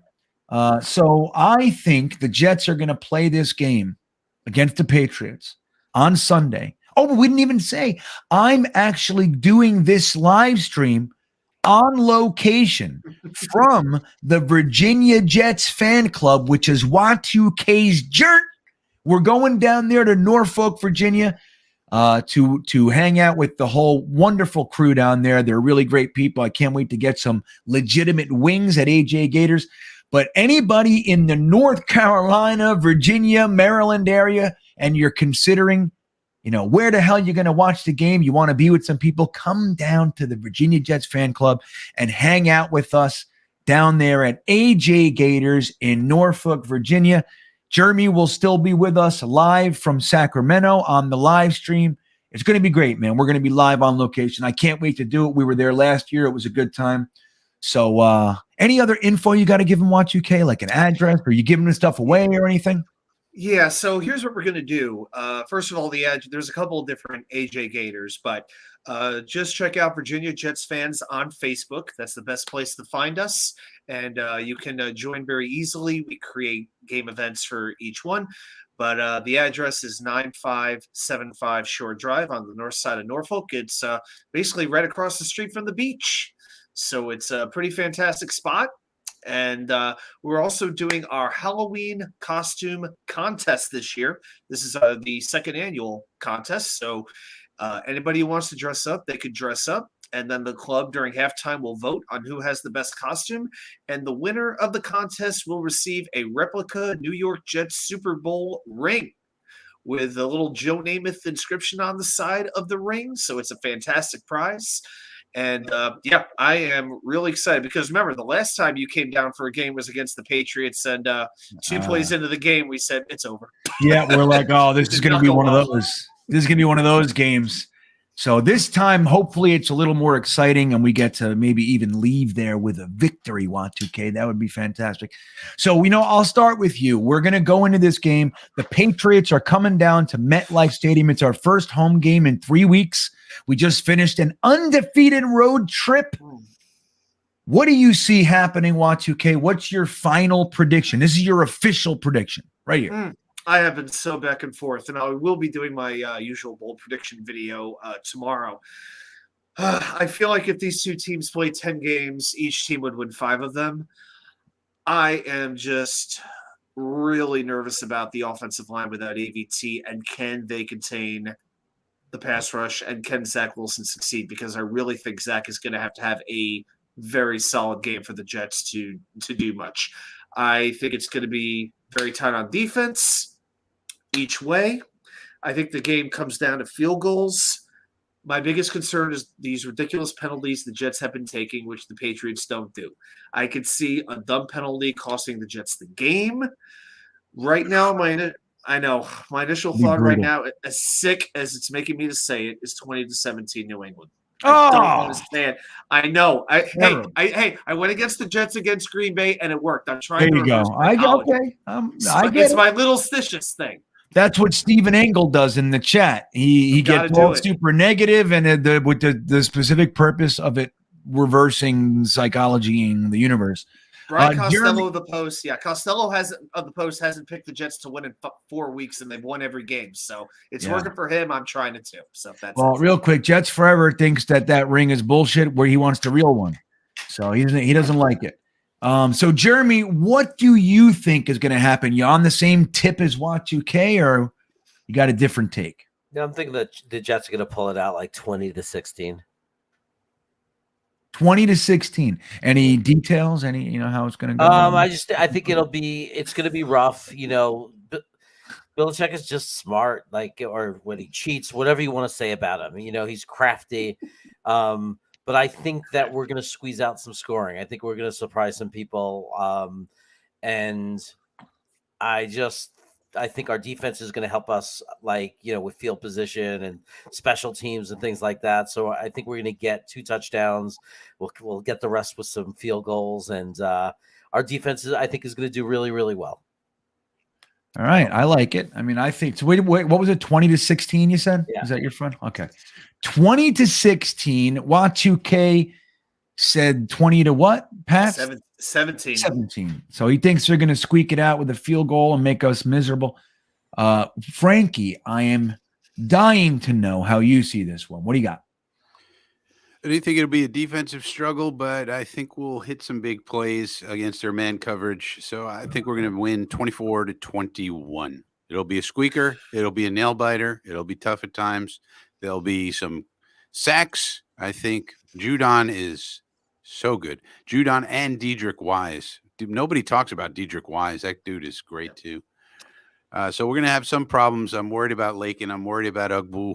I'm worried about the line. And again, that's every week. I'm worried about the offensive line. Yeah.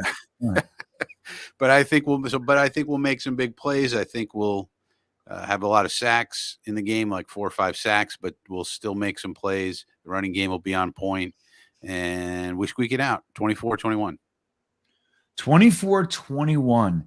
I like it, Frankie. Now, on this note, I will tell you guys that the NFL Network had their predictions, and it was 10 people, including Daniel Jeremiah and others.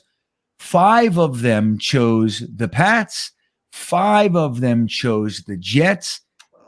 Anyone choosing the Jets, the highest score was 20 points. The guys picking the Patriots, the highest was 24 points. So most people think this is going to be decided in the defensive side of things, and most people think it's going to be low scoring. I, on the other hand, am number one, I'm nervous, and I am all those things. But I think that we keep it a game. It's going to be close the whole game, and once again, when the fourth quarter starts, the sheer bitterness of our team is going to come alive, and we will blow it open. I think it's going to be a 31-20 game. New York Jets. We take it home in confident fashion, we put a stamp on this one. That's what I think. 31-20 New York Jets, and I'm happy about it. So I'm already happy. I'm already really happy with this result. I'm believing it wholeheartedly. Jim Pox says 20-16. Billy SBC 27-13. Pats. Let's see. Did you guys see the? If you guys go on my page, you'll see I put up the stream for Sunday. I found a really good logo for the Patriots. It's perfect. I don't know who did it. It was on Pinterest. I thought it was beautiful. It has like an asterisk and the camera. Oh, it's so good. You guys got to check it out. Indiana Jets says 44-10 Jets. I like that. 27-9 from Hawk. Jets win without allowing a touchdown. That would be killer. Oh, I love it. I like that. I really do. Jets Forever says we're already 6-2. That's the shit that scares me. Sneakers to Boots 23-20. And let's see. Paris says I would feel more comfortable with GreenBean's prediction of ABT Corey. Yeah, I hear that, dude. Believe me when I tell you. I really do. So that is our show. Let's very quickly. Y2K, you already kind of went, but you have any, real quick, you have anything like big coming on your channel this week or something you want to make sure people know? Yeah, just in the last hour, I posted my confidence picks, which I do every week, the NFL confidence picks. Tomorrow it's going to be the game preview. I got some really good stats about turnovers, about special teams. I found, some things I think are going to be really interesting in determining the outcome of this game. And, of course, Sunday night, maybe Monday morning, because my dad's in town. So we'll see how much time I have for recording. Pa 2K99 will be here. There you go. But there will be the three plays you might not remember that affected the outcome of the game. And you never know when I will post a random video. It could be Mets, Rangers, Knicks, Yankees. Nice. You never know. All right, there you go. New York Sports Wicker Media on YouTube. Don't forget to support. Jeremy, what you got coming, buddy? Jets Chaos, baby. Jets Chaos. Wednesday every night, and then all surprises, fun videos, all that good stuff. But I'm most excited about Sunday with you, GreenBean, to do the watch party. Yeah. Jeremy, the Jets Chaos, where it's Wednesday every night. I like that. I like how he said it. Every night is Wednesday, the wacky Wednesday show. So, yep, Jets Chaos, everybody. Thank you, Jeremy. Frankie, what you got going on, bud? Frankie from Flatbush Channel. I got a video on true sack rates coming out tomorrow morning, and then Coffee with Frankie on Sunday. I'll have, I believe, a story video on Saturday where I tell a story about the game coming up. Story time with Frankie. You got to like that. And Story time with Frankie. And but Coffee with Frankie on Sunday morning. People seem to like to show up for that. 11 a.m. Sunday morning. Have some coffee, commiserate, see what's going on, the latest news, breaking information, et cetera, et cetera. Well done. That is on the Frankie from Flatbush channel. Right here, I will remind you that you should like this video if you have not already. This is the first time I'm even asking you to. So, guys, if you're still here, you got to have liked the video. There should be at least 204 likes in here because we're starting to whittle out here. People are walking out the front doors right now. Please hit that like button before you go. And if you haven't subscribed to the channel, now is the time to do it. It helps the channel, guys. Sometimes I have 10,000 views and 500 likes. So 9,500 of you didn't like the damn. I don't understand, but help us out. And as I mentioned earlier, don't forget the next 48 hours you used the promo code GreenBean on manscaped.com. And I'll also send you a GreenBean t-shirt. That's only for the next 48 hours. You send me some shit next week, I ain't giving you no damn t-shirt. So, guys, thank you all for being here. It was a great time. It's already 11 o'clock. I can't believe it. Anywho, thanks for being here, guys. Have a great night. We will see you next time. Yeah, here we come, baby. Here we come. Here come the Jets, baby. I want to kiss you. Thanks, Joe. Yeah! You want to run or you want to duck down? You want to duck, just go over and get onto the bench and stay there. You play to win the game. My message for the fans, we're all frustrated with where we are right now.